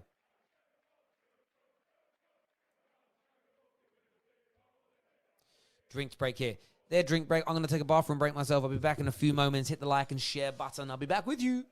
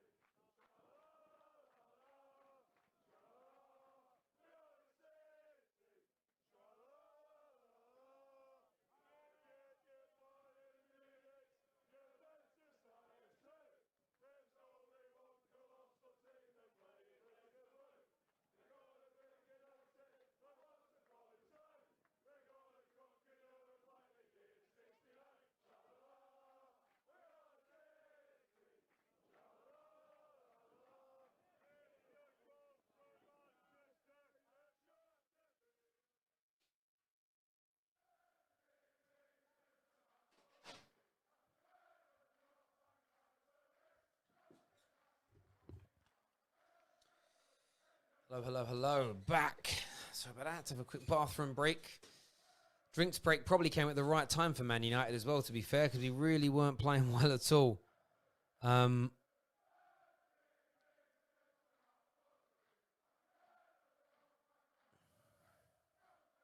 Oh, they've dispossessed the ball here. Villa, it's 3 versus 2. Oh, why did Trezeguet shoot? United come unstuck again there in the middle. So poor by Manchester United right now. So poor. Pogba there. Pogba lackadaisical on the ball. Wake up, Paul Pogba. That isn't good enough. They hit the post.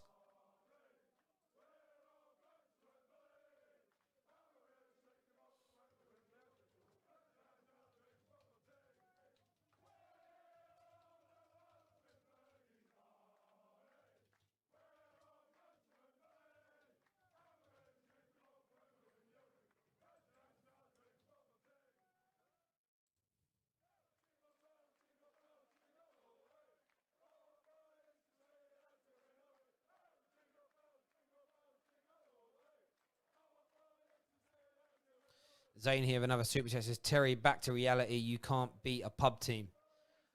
It's 25 minutes in, you know. Mason Greenwood here, wonderful. He's away. He's got a lot of space to run into on his left-hand side. He's got Martial, who's made a run. He finds Martial. Martial now, he's got Greenwood with him. Bruno on the edge of the box. Finds Martial. Martial now. Oh, he goes inside to Bruno, but he should have gone to... Oh, Bruno, penalty, ref! That's a penalty.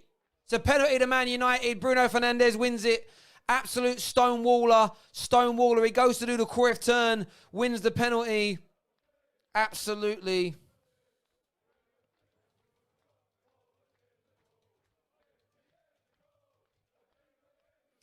Definitely a penalty. Does Cruyff turn? Well, I don't know, actually. It looks more like Bruno trod on him. They're going to overturn this. Maybe not. I don't know. See, I've seen a different angle. I've changed my mind. I think VAR is going to give it the other way. It's definitely in the box. They're checking it's on or offside, so maybe not.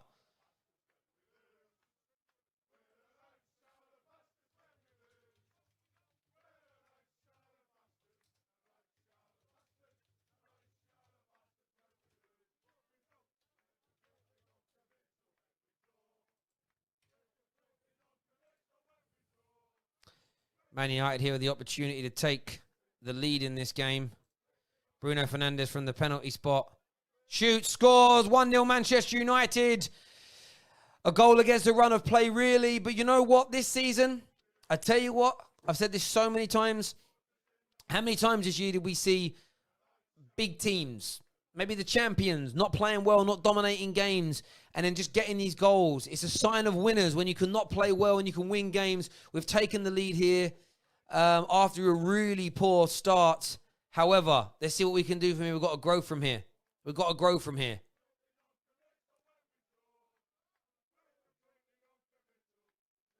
I'm just seeing it. I'm not sure if it was a penalty.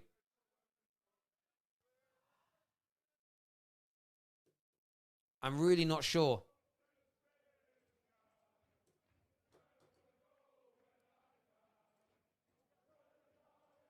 Lucky to be where we are.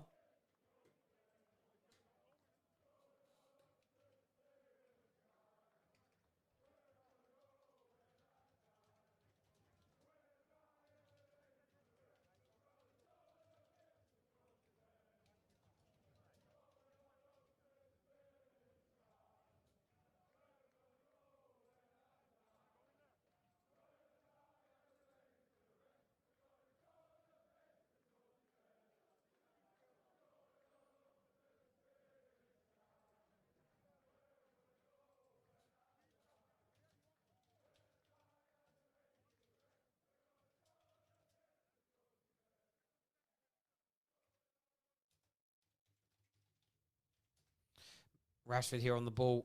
He's got Luke Shaw on the outside. He goes for Luke Shaw. Luke Shaw's going to get the cross in. He does. That's going to be a corner to Man United. Now United are really picking up pace.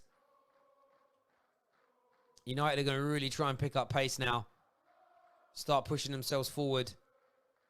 Again, I can't make my mind up. I can't hear what the professionals are saying on this. But for me, it was a late... He weren't going to win the ball. So he went into the back of Bruno. That's a fact. He went into the back of Bruno. I think it just looked bad because Bruno stands on his leg. But Bruno only stands on his leg because the guy was late into the tackle. So I can understand why it's given. If Bruno's leg hits the floor and the rest of that transpires, I think people call it a penalty. So it's a difficult one. Bruno takes a short corner to Rashford. Rashford back to Bruno. Pogba here on the edge of the box. Back to Rashi. United looking for the opening. Martial's been found. It's really good intricate play here. But can they get the ball in the box? Bruno crosses. No one in the middle. Lindelof's going to pick this ball up. Maguire's trying to get himself out of the box into an onside position, but it's like he's treading water with concrete boots on. AWB loses the ball here. Villa now back in possession. Manchester United, you are becoming a one-man team like Spurs. Come on, bro. Don't be disrespectful. I'm in two minds about the penalty. I've got to look at it again. Not in my opinion was that a penalty.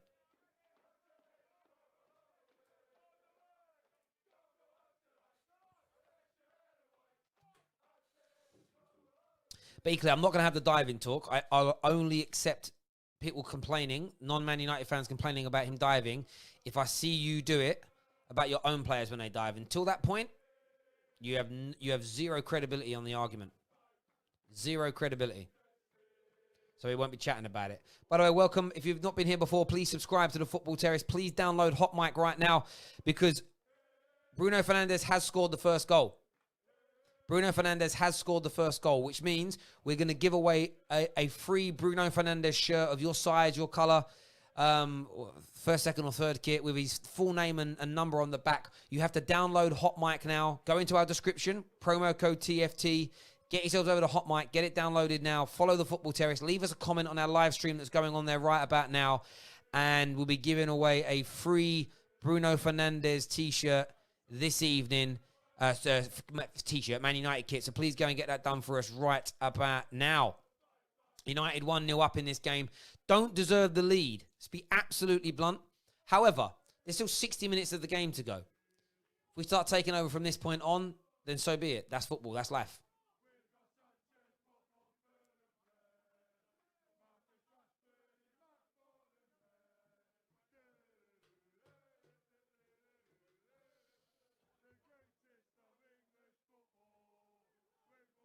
Douglas Luiz plays it inside. We really can't. Villa are still the dominant team here. Man United really aren't playing well. It's crossed in early. It's blocked. Bruno Fernandes now picks it up on the edge of the box. He gets his head down. United are looking to counter-attack. You've got Bruno Fernandes wide on the left. He's got Rashford and Martial on the inside, but he can't find them. They're not really in good enough position for him to pass the ball to. Here's Pogba in possession. Plays it into Martial. It's lovely. Martial lets it run. Oh, Luke Shaw doesn't get there. Luke Shaw stopped running, and I'm not even sure why. Now it looks like McGinn's down injured for Aston Villa. That isn't good news for them.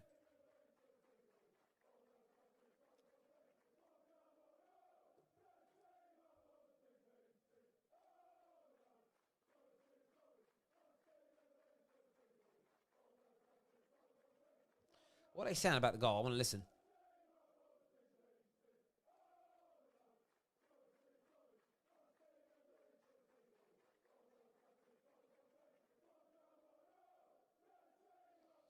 Yeah. Like watching it again myself. It's not a pen. I don't think it's a pen, and I don't think it's a dive. It's just the coming together of two players.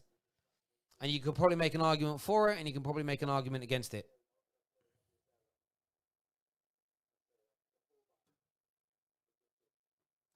But you got to keep your head now. If you're Villa, you just got to keep your head and not lose. And don't lose it. Don't lose your head at this point.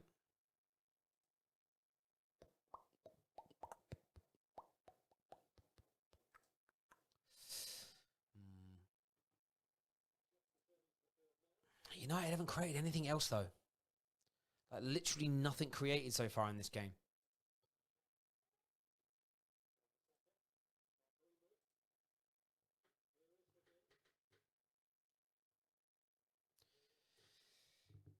Jackie Grealish on the ball. He's playing well. Maguire's he gets there. I thought Maguire was late, but he did get there in the end.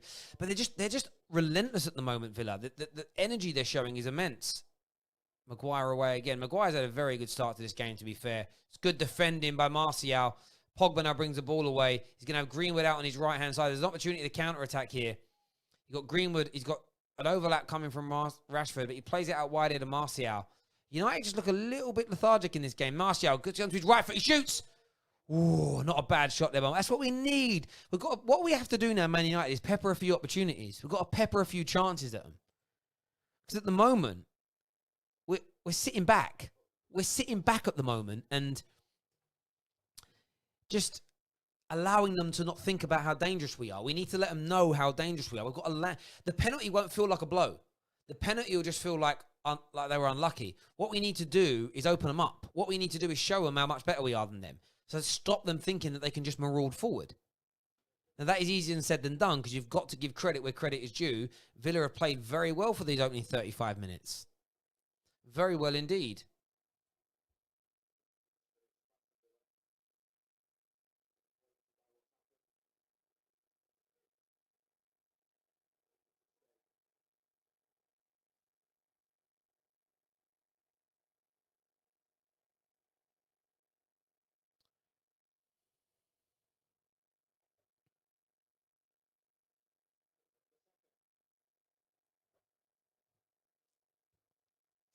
Do me a favor, everyone who's tuning in. Please hit that like button. Please share this stream as well on your social media platforms. Be amazing if you could. Thank you for joining the watch along, by the way. Really means a great deal to us here at the Football Terrace. It really, really does.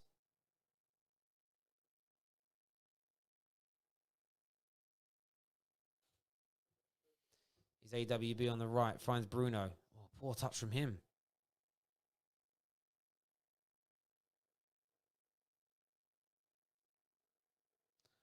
Greenwood, great first touch. He's going to go onto his left foot.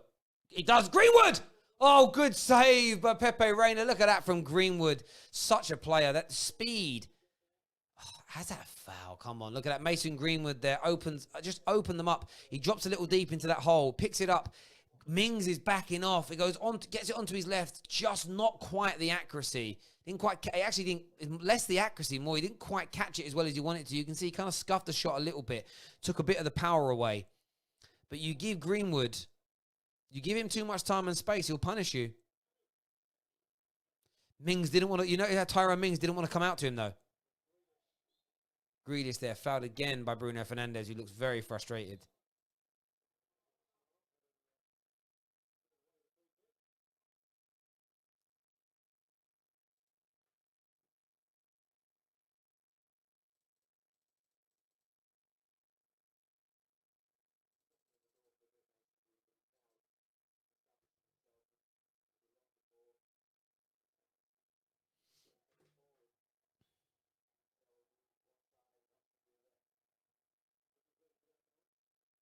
Oh, Grealish gives it away here. Rashford's now picked the ball up on the right. There's some room to run into. He's got options. He's going to go himself. He goes on the inside. He's fouled. Oh, see, that looked more of a penalty than the penalty. Rashford's still down, injured here. He's getting up to his feet, though. That looked more of a penalty than the damn penalty. That looked more of a penalty than the penalty. Bruno switches the play here from central out to wide right. AWB's coming forward. Pogba. Back to Rashford. Rashford here is going to look to cross the ball. He does. It's a decent cross.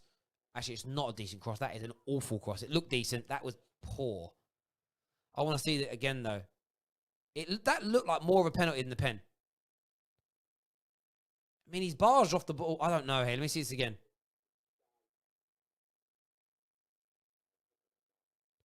Yeah, no. Now I've seen it from a couple of angles, not a penalty. Again, just the coming together of players. Oh, Lindelof's poor clearance. Samatta here finds Grealish at the edge of the box. Villa have been much the better team. McGinn here with time and space. McGinn shoots. Well blocked by Maguire. United are going to concede if we keep this up. We're going to concede if we keep this up.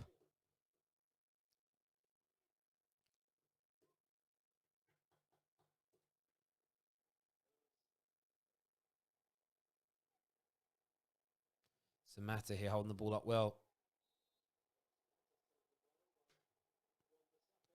That was a foul by Wan-Bissaka. That was poor, and it's a yellow card. It's stupid. He didn't even need to make that tackle. United are just not thinking right now. Silly. I didn't need to do it.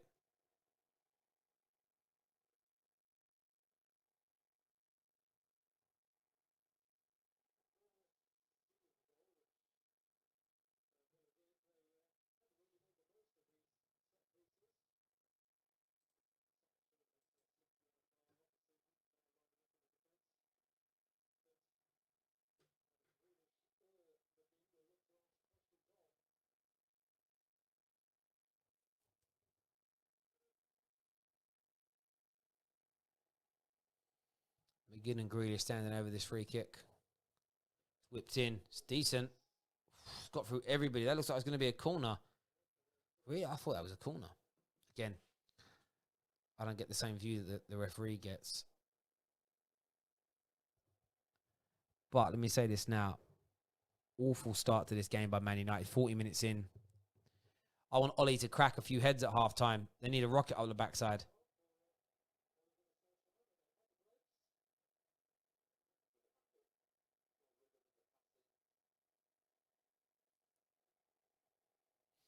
And this is the thing. This is where Ollie makes his money, because we've seen the system work brilliantly for the last 16 or so games. Tonight, though, it just isn't clicking. And sometimes that's because of who you're playing and what they're doing to nullify you. What changes do you make to get the freedom and the space? Mason Greenwood coming forward here. He's going to try and go himself. He's tackled this time. Now, that will happen from time to time. He should have made the pass. It's just nothing's really coming off. Very lucky penalty is the only reason that Man United are in the lead in this game. It's good work there by Pogba to stop McGinn. That's very good defensive work by Paul Pogba.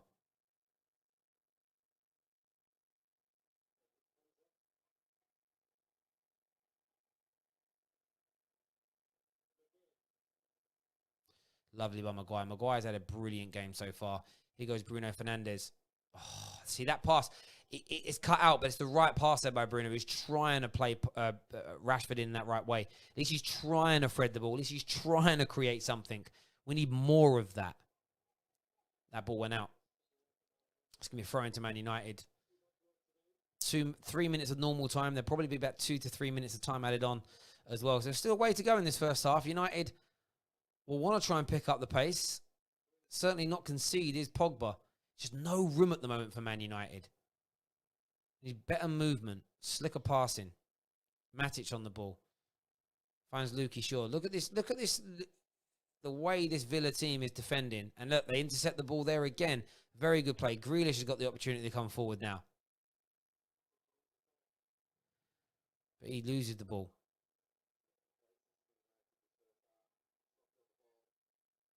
Paul Pogba.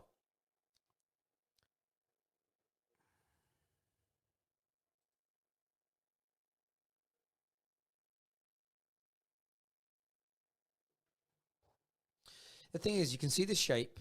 You can see what the style is meant to be. It just feels a little bit complacent and lackadaisical. And I don't actually want to take anything away from Villa. Their shape has been good. They made it very, very hard for Manchester United. There's no doubt about that.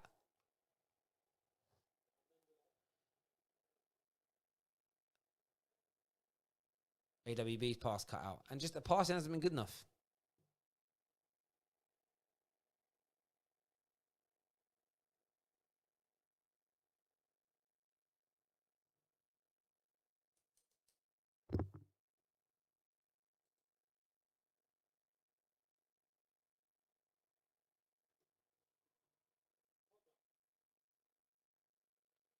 You can see the style, the fluidity is there, the movement is there, the interchange is there. That's the style.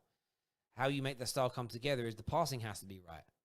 You know, when players are moving positions, those second and third and final balls need to be accurate. They need to be hit with the right pace, and we've just not got that right so far tonight. I give credit to Villa for being very hard to break down. Like that there from Bruno. Bruno's pass into Rashford shouldn't be getting cut out, but it was. Nothing wrong with the style, it's the execution. The style is exactly the same as it's been the last few games. It's fluid football. The shape's there. The movement is there. You see that there? Rashford's now over on the right-hand side. So is Mason. And then you've got Luke Shaw filling into the positions. That is the fluidity of the football. But it's about the execution. It's been wonderful. Rashford here. And we're not passing the ball into the box, and we should. AWB. Cross was awful. It's the execution of the game. If the execution was better, we'd be okay.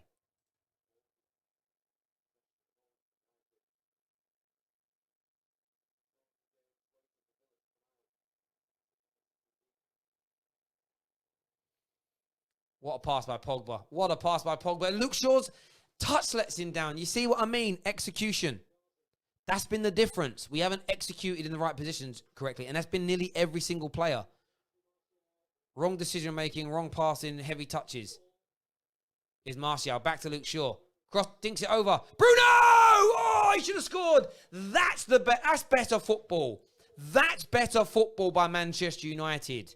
That's the style of play there. Look at that. Martial starts off on the left. He plays it into Bruno. And then it's a 1-2 between Martial and Luke Shaw. And then the first 1-2 earlier, that was Bruno. He's in the middle. He heads it. He should have scored. That's fluid football. That's Ollie ball. That's what's going to make us a top team again. You need the execution, but that's what I'm talking about. That's laying a glove on Aston Villa. Excellent football, Manchester United Football Club. Absolutely brilliant.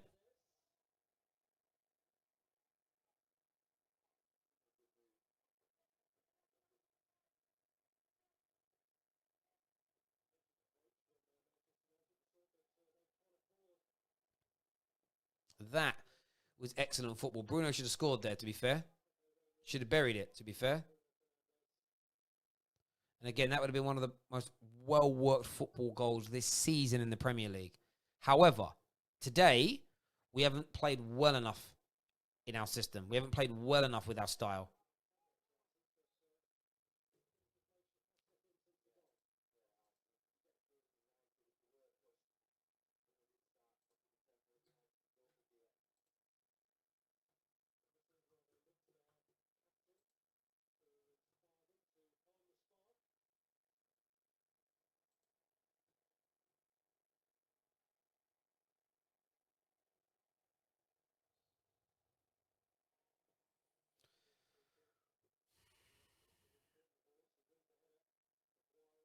Well done again by Maguire. United got the opportunity to counter-attack here. Martial finds Greenwood. Oh, first time pass to Rashford. Bruno here. It's lovely football. Oh, the final ball from Bruno just slightly overhit.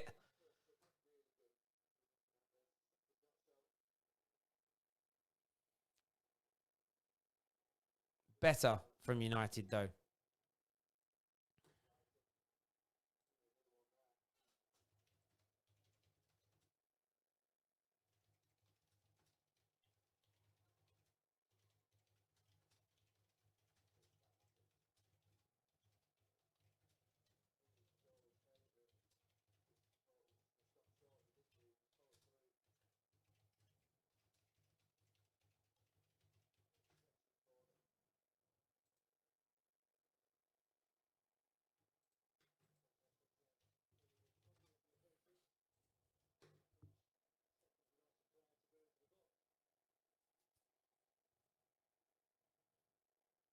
I'd actually think about making a change at halftime if I was Ollie. I would probably look at someone like Scott McTominay for the middle. Bit more energy. Grealish crosses. It's a decent cross. Matic lets it go. He got the call. It's about a minute to go in this first half. Just get rid of that ball, Matic. Well done. He boots it up the field of play. That's what you needed to do. Just relieve that pressure slightly.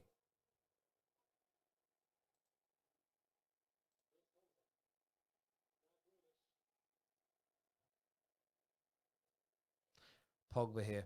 Finds Bruno.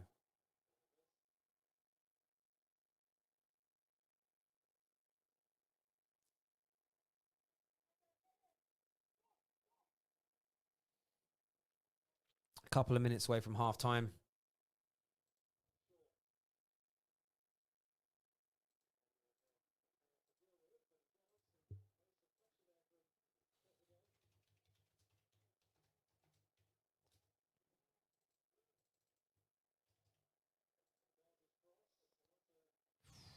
So I just really want this half-time whistle to be blown.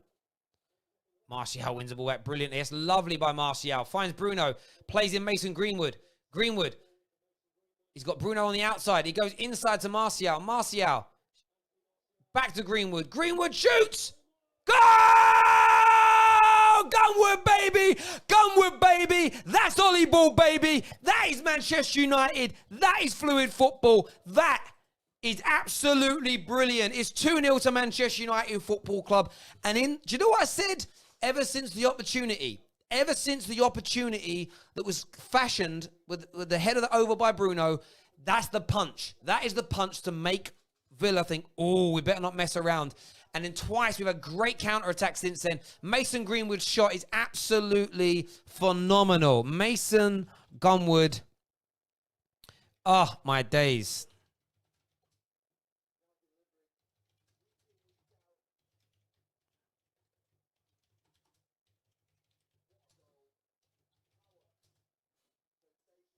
Oh, the power of that. Absolutely out of this world. Out of this world. Out of this world.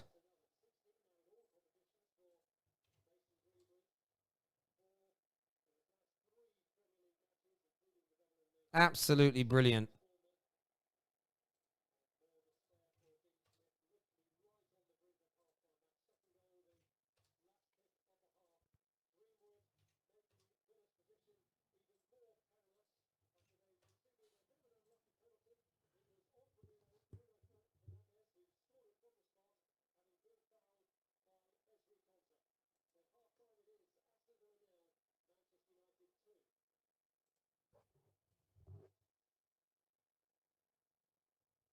Brilliant. Has Martial not got an assist for that? Oh, he did get an assist for it. It wasn't loaded. There we go. I'd love your views and opinions at halftime, ladies and gentlemen. You can call via Skype. I'd love to hear from you right about now about that performance from Manchester United. But the second goal, absolutely brilliant by Mason Greenwood. Absolutely brilliant. It really is. Absolutely brilliant.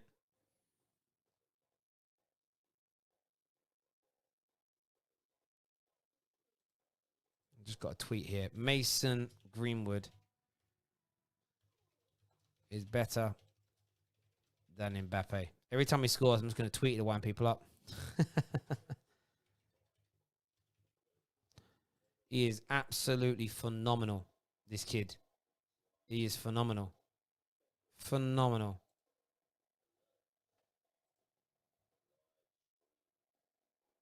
Absolutely brilliant. And I love that rival fans are just raging on socials right now. Raging on socials. End of the day,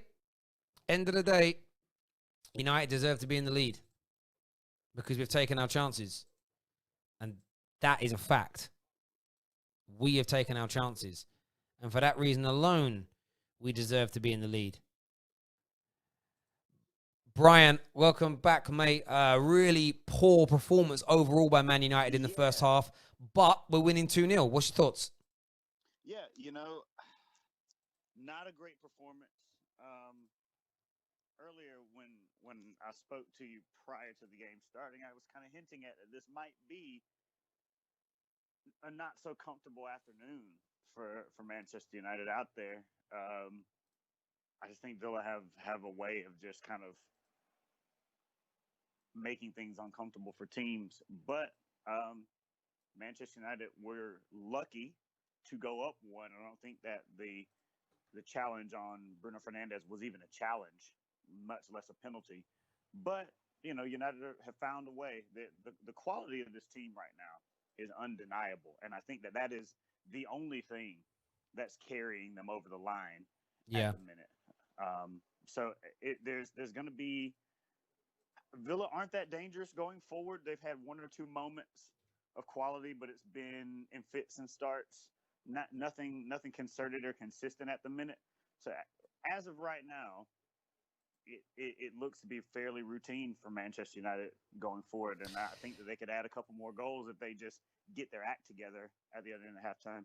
Yeah, no, I agree. And, I don't take the banter. I love banter, but at the right times for me, I've seen United's movement, our positioning, our the position and the movement has been where I want it to be. The style is there. It was the execution so much tonight where I get the guilt that the final ball isn't always going to come off because you're trying to play somebody in. But it felt that the sort of second or third to last ball that you needed to open them up was just they're intercepting or it wasn't quite right. And again, you give credit to Villa. Villa are fighting for their lives. I think we shouldn't underestimate the fact that Villa are absolutely giving it their all because they're close to going down. So that is one element that I think would be wrong to discount. But it wasn't quite coming off for us. And I said, sorry, mate, go on.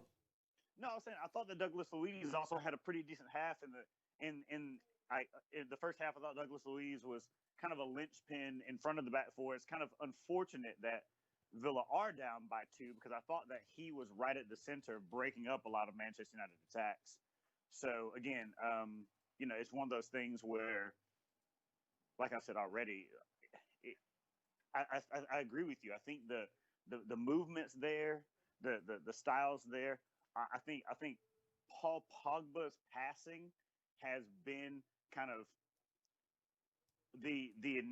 has initiated a lot of potential Manchester United attacks, but either touches or passes after receiving the ball from him haven't been quite there. Yeah. And as I say, I give an element of credit to Villa for playing well, but the execution, that's all that's been wrong with United tonight is execution. Now, it could be a bit of tiredness, it could be complacency. It could also just be the fact that Villa have hurried and rushed them as an example. But you know what I would say? I praise Liverpool Football Club maybe not 100 times, but at least 20, 30 times this season where everyone's calling them lucky or they didn't deserve this or they scraped it. They didn't play well, but they won. And all I said then is the same as I'll say now. That's a sign of a really good team.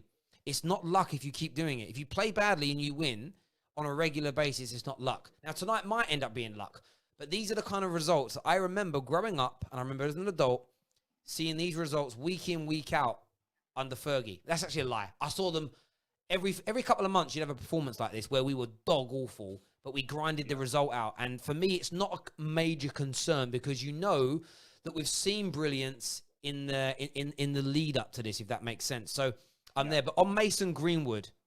Oh, man. Tell me about Mason Greenwood. He does the little things. he does the little things that just add to his performances. He's always available. It's simple. It's simple for him to. I love the way that Ali's using him. It's simple. It's simple for him to start breaks, and defenders are terrified of him. They don't know how to defend him because he's just so good on both sides. You saw the shot early in the first half. On his left that forced a good save out of Pepe Reina, and then he thumped a ball past Pepe Reina right before halftime on his right side. Yeah. Like, what do you do against a player with that type of ability? And that's what's amazing. I'm watching the goal again now. By the way, big shout out Anthony Martial. That work rate to win the ball back was Wayne Rooney-esque. But what's brilliant is it when that ball comes into Mason. So when I'm just watching the clip back again here, right? I'm just going to rewind it myself. When the ball comes into Mason, it's on his left-hand side, and he takes the touch, and you think he's going to go on his left. But this is why Mason Greenwood is so dangerous compared to most strikers in the world, let alone an 18-year-old, is he sees Douglas Luiz coming in. But because if you're left-footed, you can't go on the outside. He can now switch onto the outside where there's no one closing him down, and he gets the shot away. When you're ambidextrous or pedidextrous, was it ambipedal. Ambipedal when it's your feet.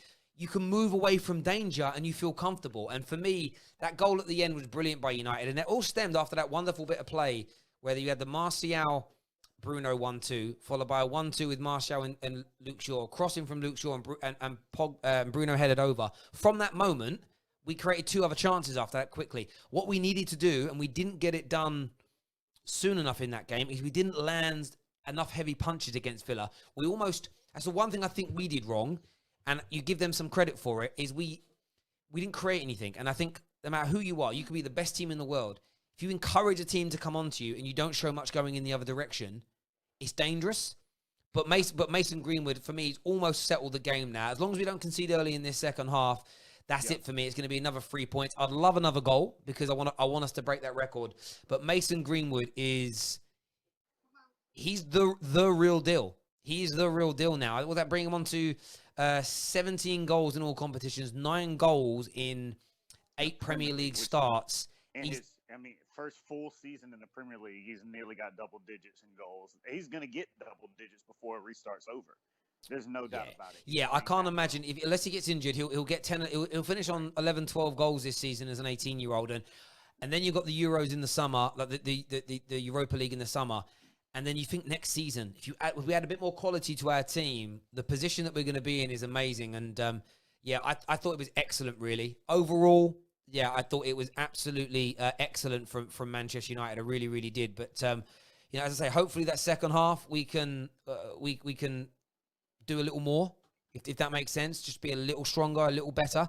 But overall, I was top to bottom thoroughly impressed, and fingers crossed. As I say, we can go out there, get another goal or 2, put this game to bed. And that's the irony of it. Like, it's a game of 2 halves football, right. Excuse the cliche. But if we go out there in the second half and we're the better team, I don't care about the first half performance.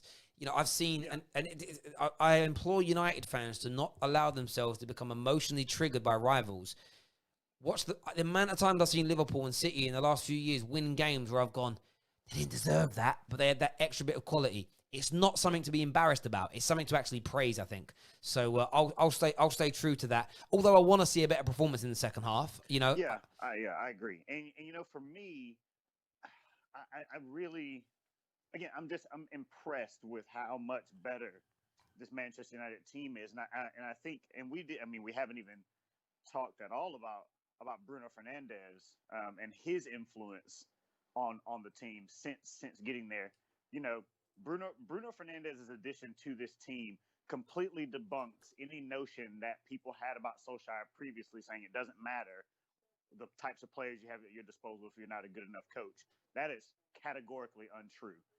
He added Bruno Fernandes into this team, and it just transformed his Manchester United side. Well, it comes down to execution. You didn't score it, but the intricate play, the fluid football that led to the headed opportunity he had, I think he should have finished it. But remember, every footballer in the history of football misses more chances than they score, so you can forgive him. That there is something that Pereira and Lingard do not possess the ability to do. They don't have the vision. They don't have the the anticipation or the football intelligence to know where to go to be in those right places. It isn't even often about execution. It's knowing where to go and where to run. He has that naturally. So listen, people can call, I don't really care. They can say one-man team this, one-man team that. But listen, you know, when you know, there's no way Arsenal do the Invincibles without Thierry Henry. There's no way City do back-to-back titles without Kevin De Bruyne. There's no way Liverpool do what they did this year without Virgil van Dijk or without Trent or without... You can always throw one or two players in and go, one man this, one man that. At the end of the day, United are becoming a unit. You know, Mason Greenwood in the last 3 or 4 games has been equally as potent as and deadly in the games as Bruno Fernandes. And that's where we're becoming dangerous now. We've got Pogba that can be a match winner further up the field. We've got Martial that can win games. Greenwood can win games. When you suddenly have a team that has 4 or 5 match winners on the field of play, you become a dangerous, dangerous animal, even if you're not playing well. Sorry, one sec. We've got a comment here from a different Zane Y, who says, hey, Terry, City fan here. Love your content. Also, Mason Greenwood is scary good. I agree with you, Zane. And then another super chat from the other Zane, a massive donation of £48.99. Very weird rounded figure, but thank you anyway. It's £48. Thank you. Says, Anelka was better than Greenwood at his age. Terry, you've been using my super chats to bribe the referees. Zane, my bro, that's great banter. See, that's proper banter, ladies and gentlemen. That is proper banter. What's your prediction for the remainder of the game, bro? You know, I think Manchester United will come out, and I don't think Ollie will allow them to be complacent, nor should they. I don't think Villa are very good, but they are fighting. They are fighting for their lives, and I think you can't discount them in that. But I would like to see Manchester United break the record. So I would love to see them go out in the second half. I feel it's going to be fairly pedestrian, but at the same time, I think that they could get another goal. And I'd love to see Rashford get it just to give him a little bit more confidence going into the run-in. Yeah, I mean, that's also the scary factor as well. Like, Rashford hasn't really found top form yet. No.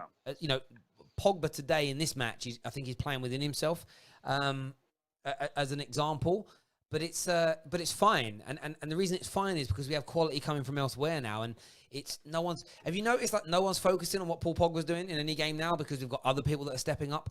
That's what a team sport should be. This isn't boxing, this isn't MMA, this isn't tennis where it's you versus somebody else. It's a team effort and it's a team sport, and you know he's also playing deeper. So for the first time in his Man United career, he's being judged as a deep line midfielder, and you know if you look at what he's done in this game, we've had the majority of the ball. You know, they've actually had some good chances as an example. They've done really, really well. But the problem we had is that we weren't transitioning the ball well enough when we won it back to capitalize on the counter-attack. Now, I don't care playing counter-attack football against Villa. If Villa want to come out and play gun-ho against Man United, bring it on. I want every team to attack us. If every team attacked Man United and threw their fullbacks forward and their midfield forward, let them do that. I'm confident with the vast majority of teams, barring 2 or 3, will intercept the ball, win the ball back, and then we'll counter. And I don't mind doing that. But normally, when Villa, by the way, have worked really hard to get back into defensive positions when we have turned the ball over.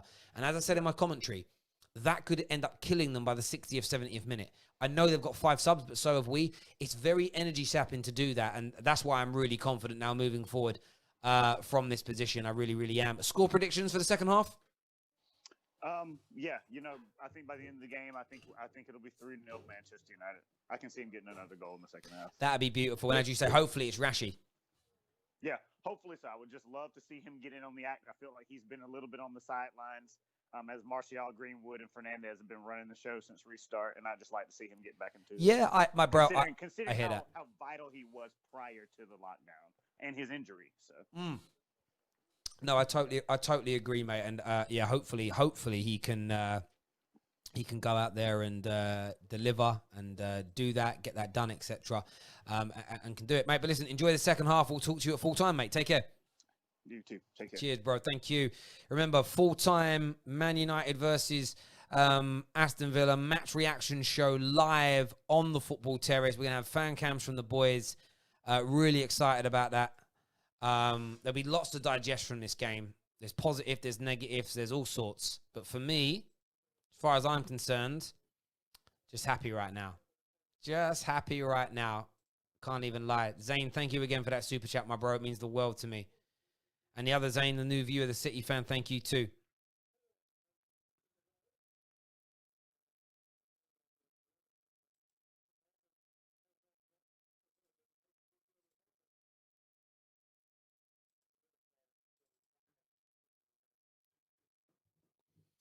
Villa come out, attack straight away again.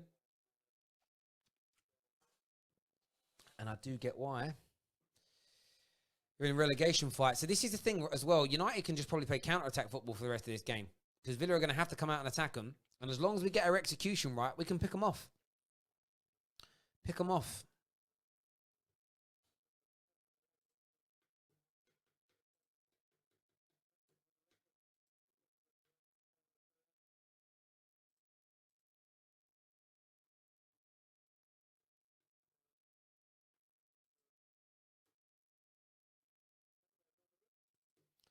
Mason here. Back to Martial. AWB on the right.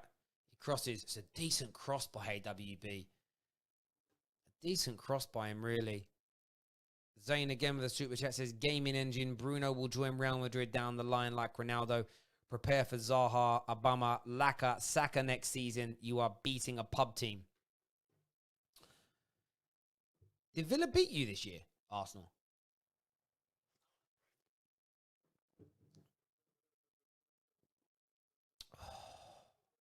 Good play by United. They win the ball back. Luke Shaw in here to pull Pogba. Pogba now. Oh, Pogba he just does lose it in the end. Too much dancing around on the ball there, Pogba. So one area of Pogba's game that I criticize, sometimes he overplays. He did that in the first half when they had the opportunity and hit the post, and he did it again there. Just keep it a little simpler, move the ball a little bit faster, Paul. That's all you got to do, pal. That's all you got to do, mate.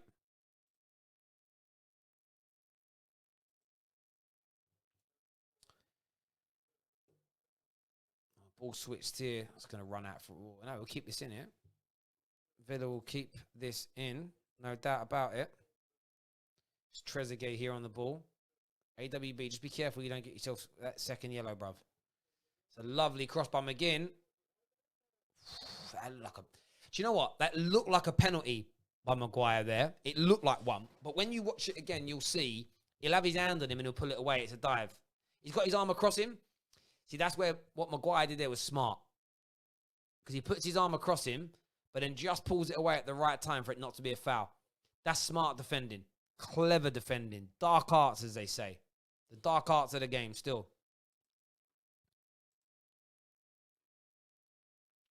By the way, because I've got so many people sending in super chats tonight, Cameron, Zane, obviously the new Zane, Jack, we're not going to read out as many live comments other than from members because I've got to respect the people that pay their super chats. I've got to respect them. Here goes Matic. He feeds it out to Rashford, who's out on this left-hand side. He's got a little bit of space to work into. Cuts inside. He finds Matic again. AWB's free on the right-hand side. We don't look for him. That was the pass. Rashford here. Oh, lovely cutback. He dinks it across. Wan-Bissaka! Oh, Wan-Bissaka should score. Martin Rashford there with a beautiful play by him. It's a great cross. Wan-Bissaka should be burying it. But it was great play. You see the fluidity, the movement from Manchester United, the interplay. Rashford sees him, crosses, perfect. Oh, he should be burying it. See, and that's where when it comes to statistics, you've got to take chances created as a serious stat as well, because that is a big chance created by Marcus, the main man, Rashford.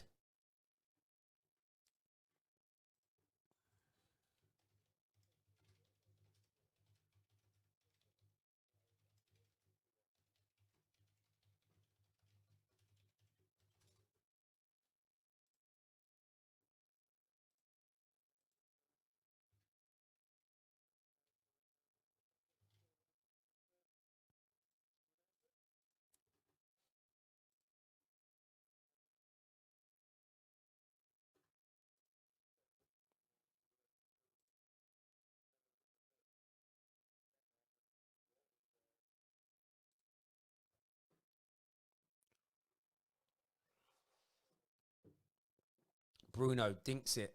Well, like handball, not given. But that's a nice press there by Bruno to try and stop the breakout. But Villa do play out. Oh, Trezeguet loses it. Matic over heavy touch was fouled there. Foul there, free kick given. Zane here says, all these salty United fans still years away from Liverpool and City. Maybe, but they're celebrating we're winning, bro. I said before, this could be 4 wins in the Premier League on the bounce. Ollie did it when he first came in. I think Jose did it once, maybe twice. I think LVD did it once. Moyes never did. This is only the 5th time United will have won 4 games on the bounce since Fergie retired. You can't. United fans have to celebrate that. Oh, corner given away. United have gained a corner. Really poor play at the back there. Villa starting to look a little bit rattled in this game. There's no doubt.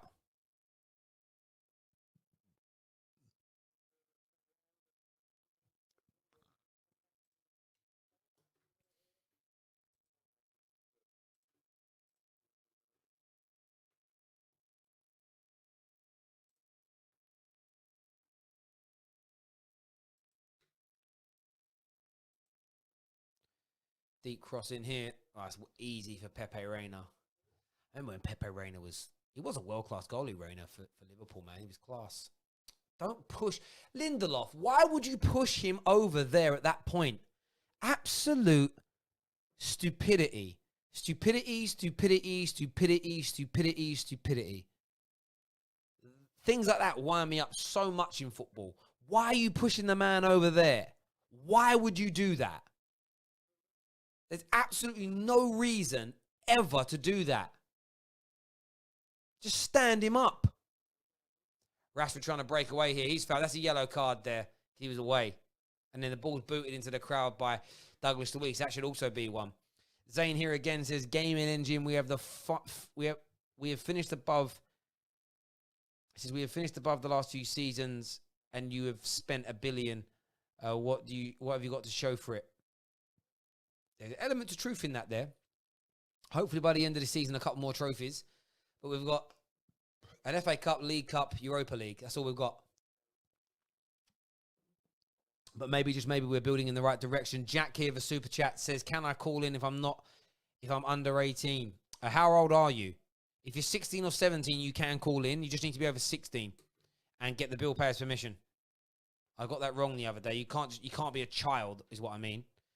16, 17, although you are, you can join the army at 16. So that's fine. 16 plus. He's AWB. Greenwood. Pogba with a little bit of space. Oh, it's a lovely attempt of a dink over the top. That's going to run out for a goal kick, though. Still 2-0 to Manchester United. 53 minutes on the clock.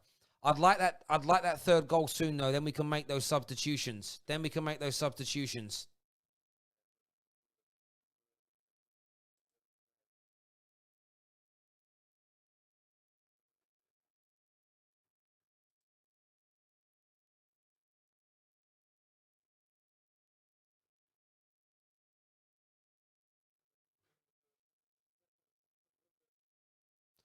Grealish has got some time and space to run into.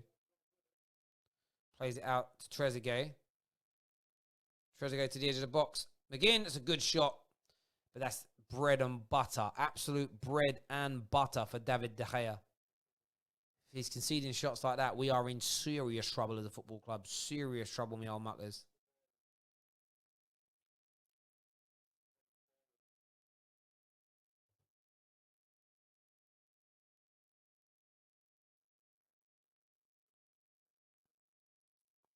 Villa have given such a good account of themselves today, though. Oh, Bruno goes for a long ball. It's deflected. Matic picks it up, though. The difference today is, though, they've had 7 shots, so have we. They've only had 1 on target, and that was it there from McGinn. We've had 4. That's the fundamental differences between us and them. More accurate shooting, more deadly shooting, more powerful shooting. And there's a golf in class.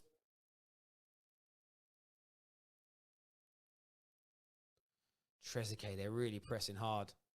Maguire has to go long. It's gone out for a Manchester United throw. Wide on the right-hand side. I've read all of Zane's Super Chats, bro. I never miss any of Zane's Super Chats. Ever.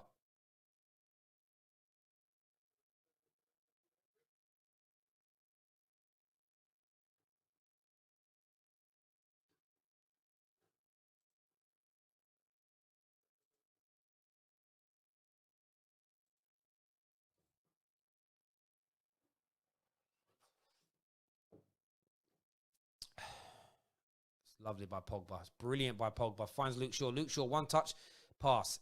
Move that ball quicker. Rashford's made a lovely run onto the inside, but Bruno doesn't look for him. Look at that. They're all set behind the ball here, Villa. United didn't look to try and play it past them. AWB to Gunwood. Gunwood comes on the inside, finds Pogba. Goes looking for that run. Look at that. Lovely by Pogba. Finds Rashford. Rashford's going to shoot. He does. Rashford! It's going to be offside. Pogba got in the way. Oh. How gutted must Rashford feel? He's had an assist taken away from him for a bad miss.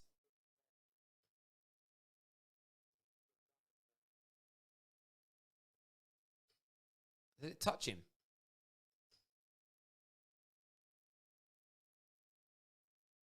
He's definitely in the goalkeeper's way, though. That's got to be so frustrating for Rashford because that goal goes in. With Pogba there or not, that goes in. That is so gutting for Rashford. So gutting. Expressions has posted his meltdown on his channel. I'll go and have a little watch later. That's so frustrating. Pogba now finds Rashford again. Rashford plays it into Martial. What a tackle. What a tackle. Look at that. Rashford is setting everybody up today. No one wants to score. Rashford's balling in this second half, bruv. Balling.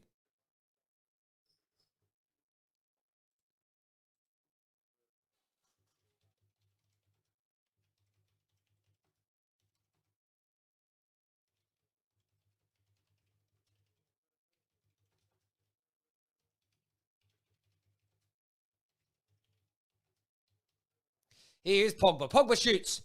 Pogba! Pogba! Pogboom!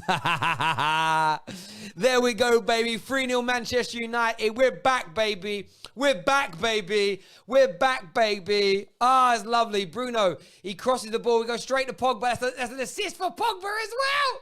It's a goal. Oh, Rashford must be fuming, though. Rashford must be fuming. Must be fuming.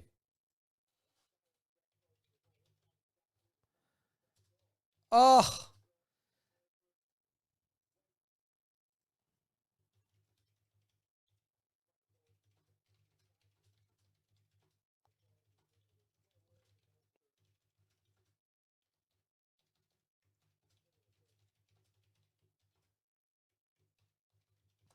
Oh, there we go. Paul Pogba. 3-0 to United. It's a nice day. Oh, shut up in your face. Where all the haters gone? Where the haters at? Where the haters at? Where the haters at? Where you at, haters? I want to know where you are. Where are you? Where are you? Are they not? They don't give an assist to that. For the Bruno don't get the assist. That is a madness. I don't ever get how they equate those things. That's a stonewall assist for me. Oh, they have given him the assist now. Cool. Here goes Pogba. Goes to play it into Martial. Oh, Pogba there. Rash in the tackle. United are going to pick him apart now. 60 minutes to go. I need Rashy to get his goal today, bruv. I need Rashy to get his goal. Rashford must be angry, though, man. He's had two...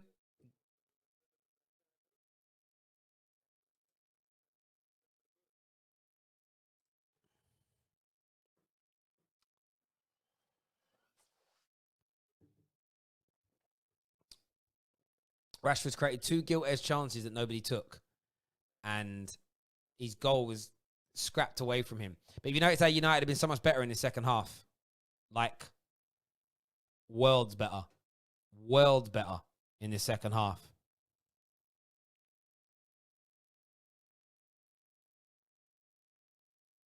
And that's why I always say to people, wait for the whole game before you assess everything, before you give a conclusion. You know, you can be disappointed at halftime, but wait, because if you add the whole game up now, it's all good. By the way, if you want to win a Bruno Fernandes shirt with his number and name on the back, download Hot Mic right now. Go and subscribe to us over on Hot Mic. Promo code TFT. Oh, Bruno Fernandes coming forward here. Bruno. Martial. Oh, he hit the crossbar. Martial hit the crossbar. Bruno nearly gets another assist, and Martial hits a crossbar. So unlucky. But yeah, use TFT, the promo code. Once you've done that, yeah, I hit the crossbar and post. Use TFT, follow the Football Terrace, and we're going to pick one lucky winner over there tonight to win a Bruno Fernandes shirt. You've got to go over there, watch the stream. It's the same stream as you're watching now on YouTube. Go over there and watch it, and I'll pick one lucky winner. Leave a comment just with your name on or whatever, and we'll get through to you. But United are just dominating now. Dominating. Dominating.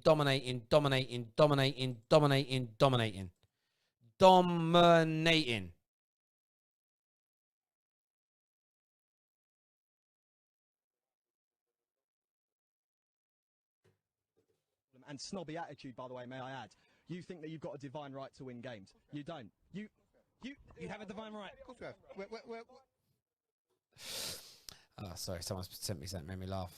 Oh, we could have had 4 or 5 goals in the end tonight. Gilt edge. Connection successful. You see what I mean?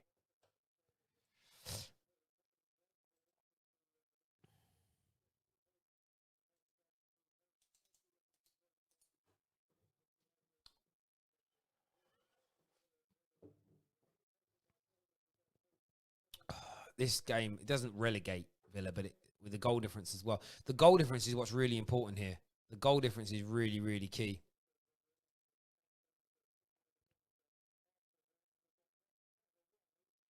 Because it means our goal difference is now going to be plus, as it stands, 26. Well, it's still plus 32 for Leicester, though. So, still a way off. Hallahan with the head of the hair picks it up. I want to see Ollie make a few subs in a moment, though. I want to see some subs in the next 5 minutes, Ollie. I want to see a few players rested. We've got lots of games coming up.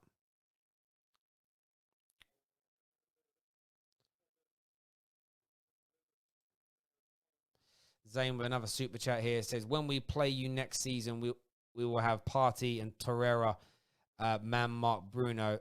That's how we will win. Yeah, when you do that, that's 2 players onto 1.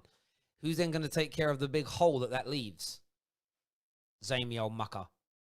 How are you going to mitigate the big hole? The big hole in your team?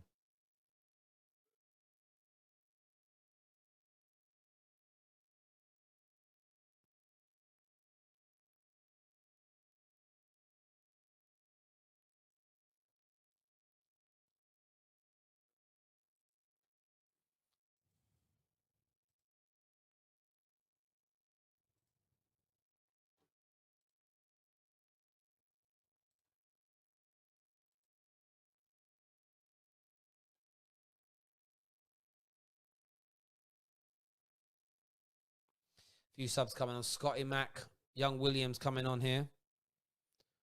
So that will probably be Matic and Shaw that come off.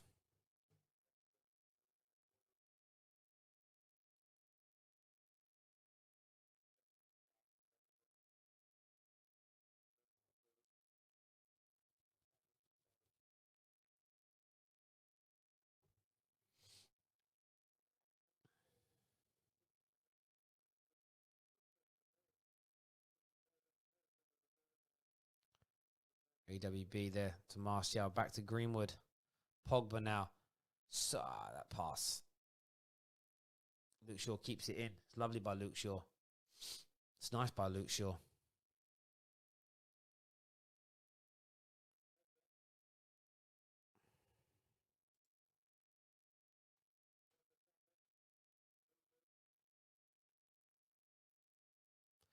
Oh, ball play. Martial gets the ball back there off of Bruno's head. Ooh, fumbled there. Let's get these substitutions done, though, soon.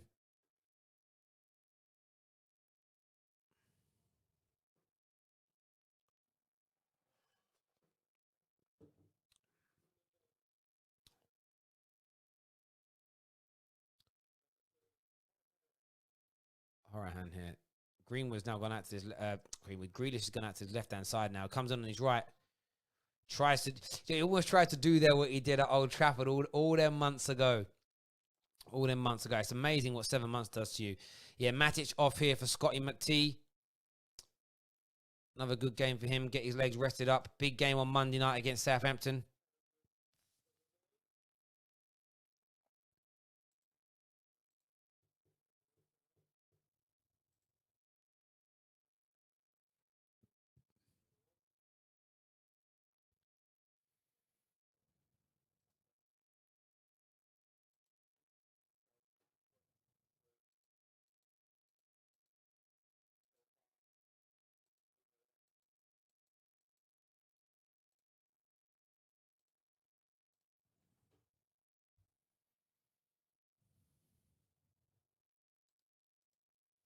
Remember, we're live straight after this game. Fan cams, live match reaction here on the Football Terrace. Make sure you're tuning in, please. Really important to us that you give us your support.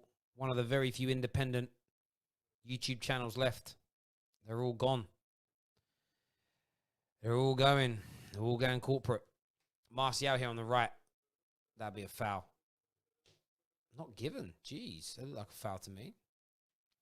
I always find with referees, though, you get this element of, like, you'll see, if that was 0-0, a foul would be given. But because we're 3-0 up, it's like, nah, I'm not going to give it.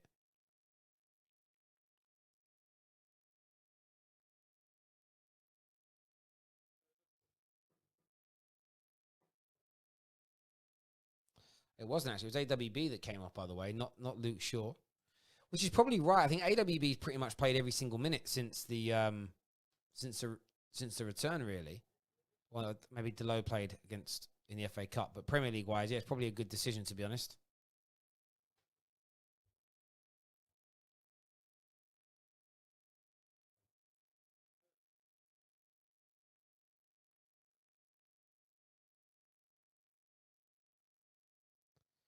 Luke Shaw cuts that out well. Oh, almost gives it away. Scotty Mac cleans that up nicely. Well done, Scotty Mac. De Gea, nice playing out from the back there from the boy. Nice playing out from the back there from the boy.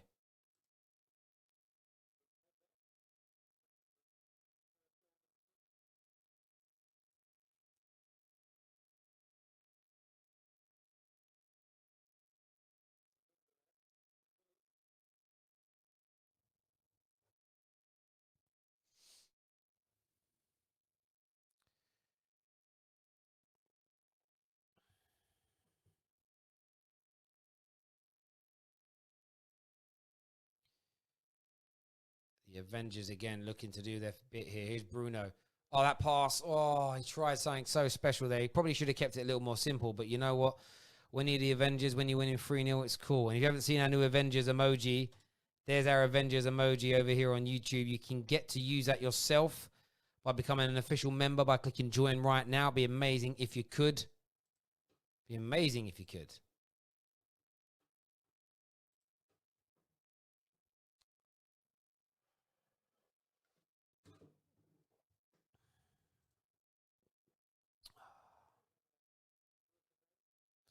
Water break here. Excellent second half by Manchester United, really. All intents and purposes, it's been very, very good. Very, very good indeed.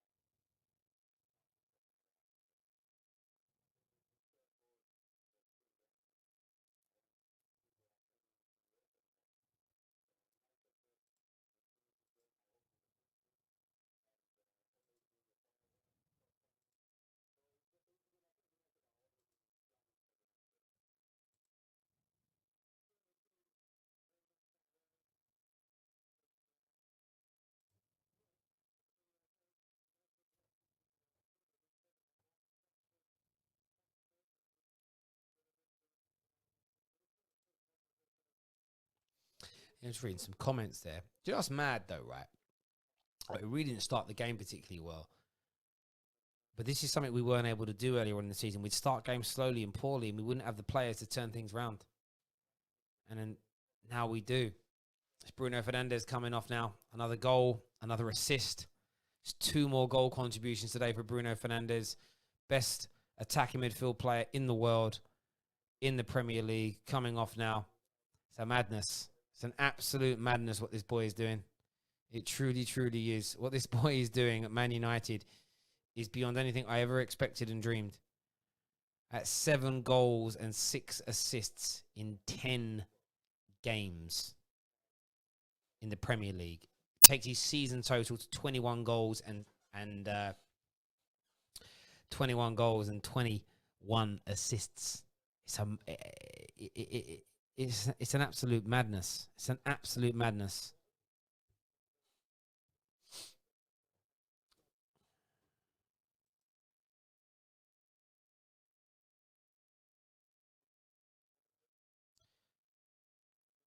Williams, it's a nice ball inside there by Williams to Mason. So look at Villa now. Villa just look dejected. And I get why they're dejected. I would feel dejected in their situation. Here goes Scotty Mack. He's got Mason on his right. He finds him. Mason now comes inside onto his left peg. Squares it. Fred. Finds Lukey Shaw. Rashford here. They're just going to sit. What they've got to do now, Villa, is just sit back and defend. They're not really going to attack because what you don't want is a 4-5-6-0 defeat because you went out gun-ho attack. That's just demoralising. Here goes Paul Pogba. Feeds it into Martial. Now's Rashford. Rashford.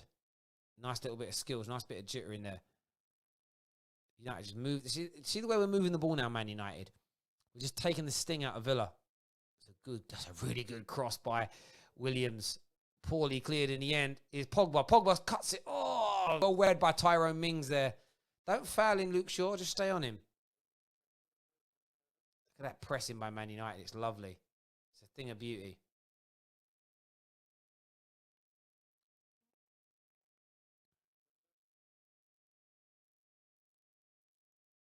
That's poor by Grealish. Very poor by Grealish. Who's been everybody's man of the match so far? I would genuinely love to know who has been your man of the match so far.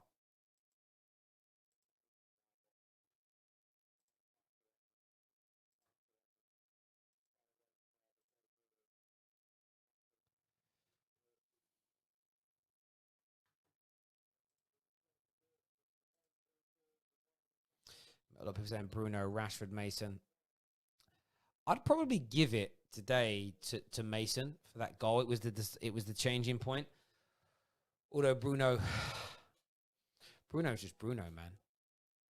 Every day, he's just doing something. Every game. Remaining fixtures for Villa, they're showing here: Palace, Everton, Arsenal, West Ham. Wow. I think they've got to win 3 of them to stay up, you know. Like, that would be... They have to win 3 to stay up.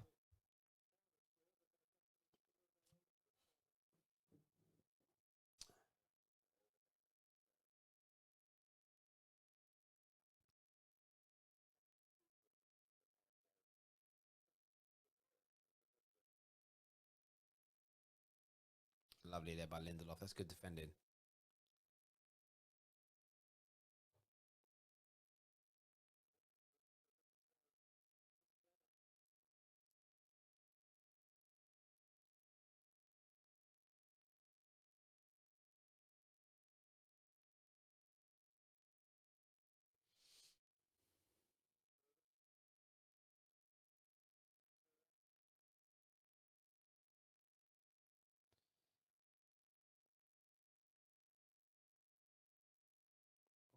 Martial, that's a nice touch, but if he could have turned quickly, Rashford was on. Look, Rashford's bending his run here. It's a lovely bendy run by Rashford. Oh, lovely by Rashford. Luke Shaw here. Oh, it's going to be a corner. Do you see that little touch and back heel there by my guy Rashi, you know?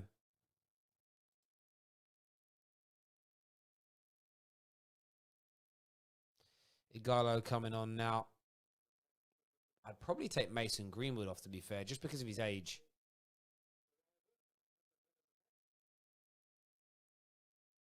Dan James coming on as well. Final 2 subs now for the last 15 minutes. Sensible times, really. Rashi's taking this corner. It's going to be whipped in. It's well whipped in as well. Fred out to Rashford here.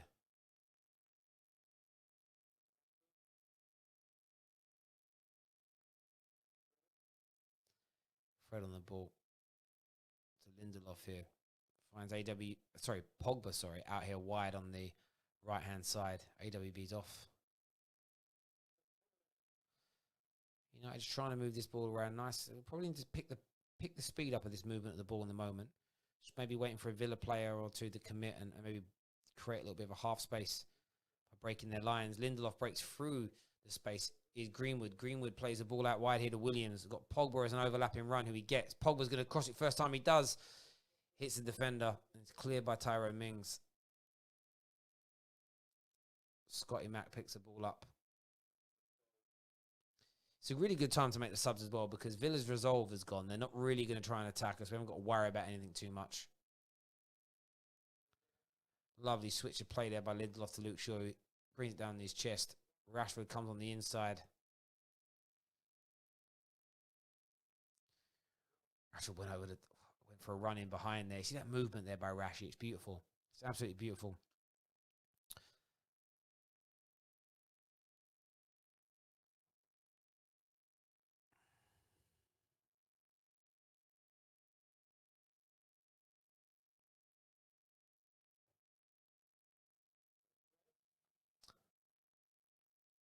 Fred's pass to Pogba. Gets away with that one. If Pogba didn't have such long legs, I don't know if he would have done. Here's Gunwood. Pass inside to Martial was telegraphed, really. Tyrone Mings intercepts that. Villa now have the ball back.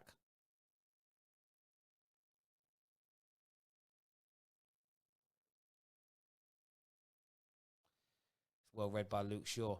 Here goes Rashford. It's fouled on the outside. Substitutions have been made now. I have a feeling Rashi will probably get taken off here. Well, number 9, Martial's coming off.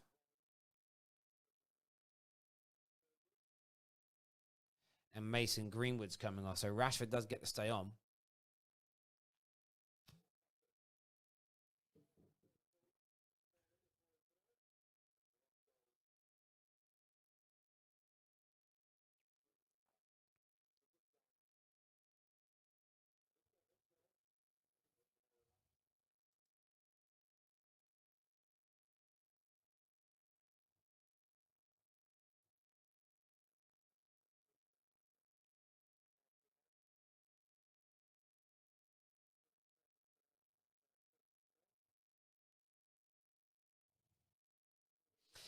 This is when I like to see Martial looking grumpy. When he doesn't want to come off. But the thing is, they know they have to, these players, they know they have to come off. And what you'll see in the next game is Rashford will definitely be one of the guys substituted off early on in the game. Over the next week, 4 games in 10 days, rotation is needed. Recovery starts now. Get your head in the game for Monday night against Southampton. Here's Pogba. He looked offside there to me, Dan James, but not given. Dan James shoots. Oh, there's a shot come cross. Rashford nearly gets on the end of that.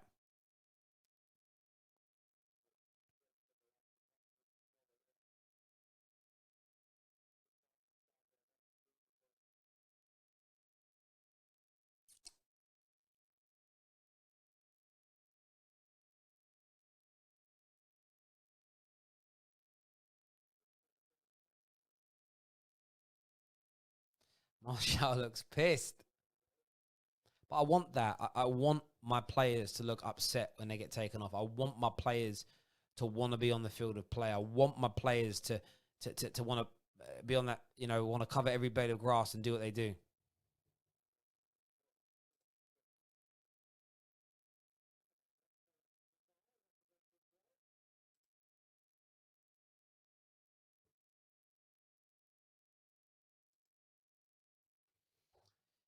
Here goes Dan James. He's got Luke Shaw for the overlap. Doesn't use him. He's got Rashford out wide. Oh, that's a foul. It's a yellow card as well. Dan James brought down there. Opportunity for Rashi here with a free kick, or will Paul Pogba step up and take it? It's a nice direct run, though, by Dan James since coming on. I don't actually know if Nakamba actually tried Marvelous, as he's formerly known, actually tried to foul in there. I think he just trod him by mistake.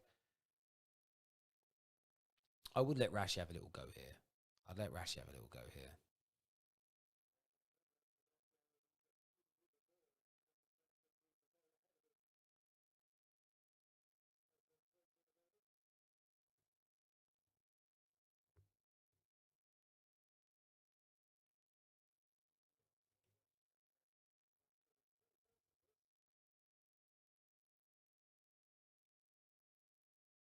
I don't think it's going to be Rashford. It's not Rashford's angle. It's like Fred's angle to me. Rashford hits it though. Not good enough hit. I like Rashford running more centrally as opposed to that kind of the way he did.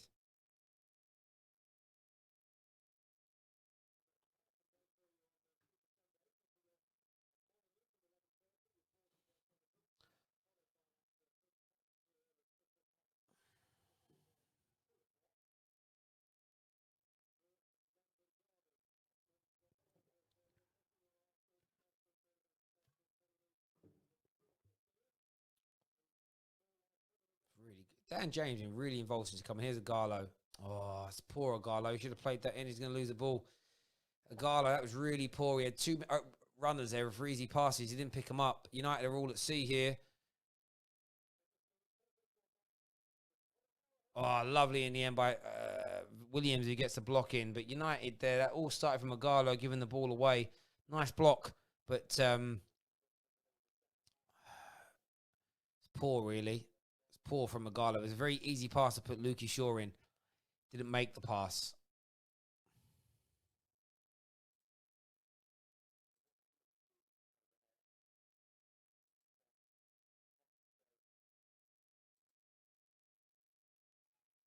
Easy for De Gea. De Gea catches it. Let's go, United. Come on, let's look for another goal. I'm so greedy at the moment. I'm not happy with this 1 or 2 goal thing.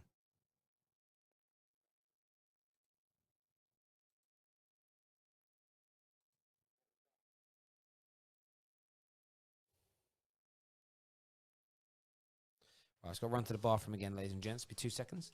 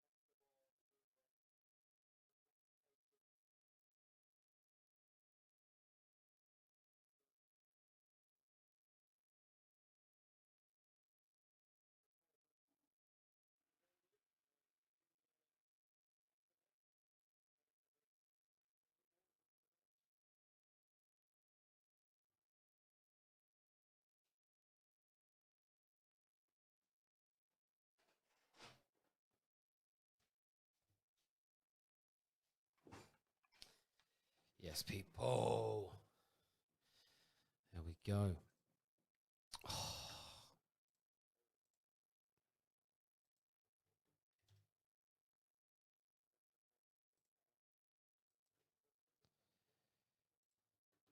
What were you saying? Hello, Lincoln. Welcome back, mate.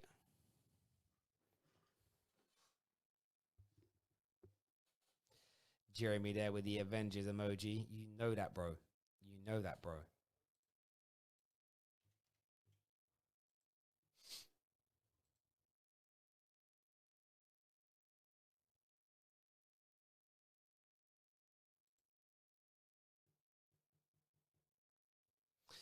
By the way, just so you all know, we will be picking a lucky winner. Get yourself over the hot mic right now. Get the app downloaded. Use my promo code TFT from the description below. Come follow me right now and leave a comment on the live stream, which we are on right now. And one lucky winner is going to win a Bruno Fernandes shirt in your size, whichever strip you want to have. Name on the back, number on the back, and we will post it out to you. Please go and get the app downloaded right about now. Be amazing for us if you could go and get that done. Stream's ending over there in a couple of minutes, so please get yourselves over the hot mic right now and get it done.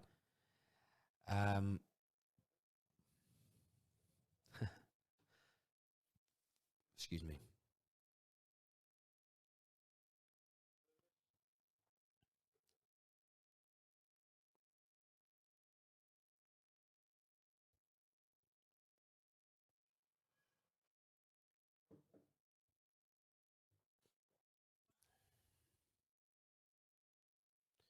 They're holding on to the ball well here towards the end. Just running down these minutes.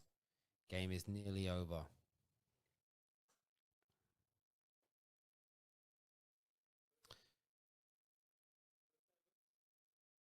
Don't give any penalties away. Keep this clean sheet, man. Clean sheets are important. Help build even more confidence. Lovely by Fred. Grealish keeps it in.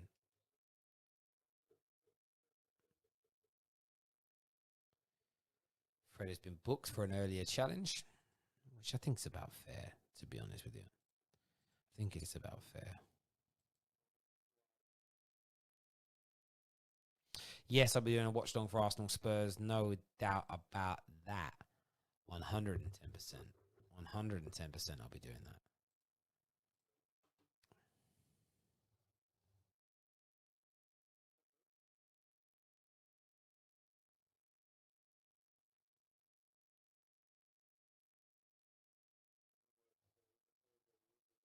Maguire coming forward here. It's a nice pass on the inside to Aguero. He's definitely fouled there. Referee says play on, which is fine. Come on now, United. I know we're not trying to score any more goals, but I really want us to. Just one more would be nice. It's nice. Dan James looks sharp since coming on.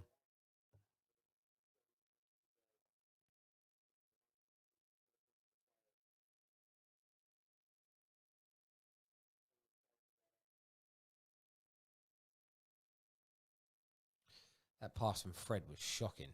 That was absolutely shocking, Fred.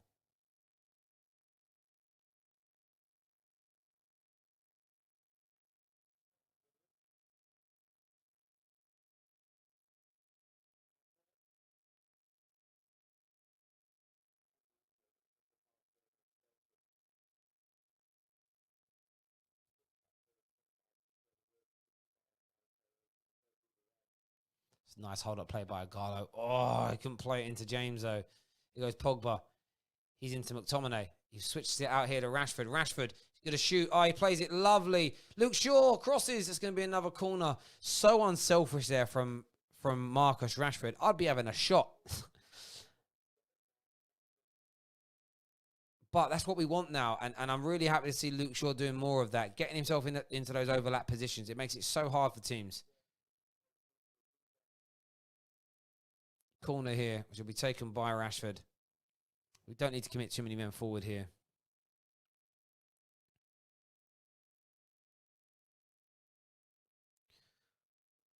It's not a bad corner.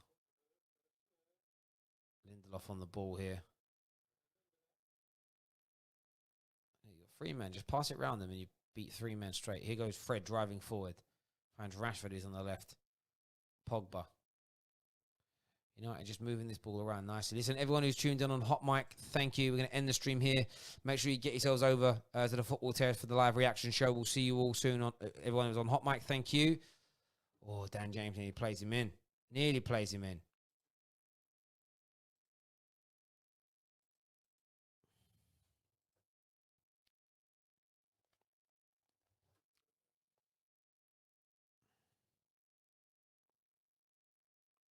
Rashford here. Rashford's going to have a drive. Go yourself this time, son. He's absolutely closed out of this game, but that's fine. Here's Pogba. Lovely inside of Dan James. It's Fred. Got some space to move the ball into now to Williams on this right-hand side. Williams plays it down the channel to Dan James, who crosses. Hits a defender there. That's going to be picking up by Aston Villa looks to come out. 3 minutes of time added on to go in this game. Don't foul him. I hate how we give fouls away in those positions. I really, really do. But listen, everyone who's tuned in, thank you very, very much. We're going to end the stream now. Make sure you stay around for the live stream on StreamYard, match reaction, fan cams, etc. We'll see you all in a few moments. Hit the like and share button. Please go and download Hot Mic right now. It's really important to us that you get that done. Promo code is TFT. You see it right there on my screen. My fingers pointing to. Get it in the app stores. It really supports the channel massively. Speak to you soon. Take care. Goodbye. God bless. See you.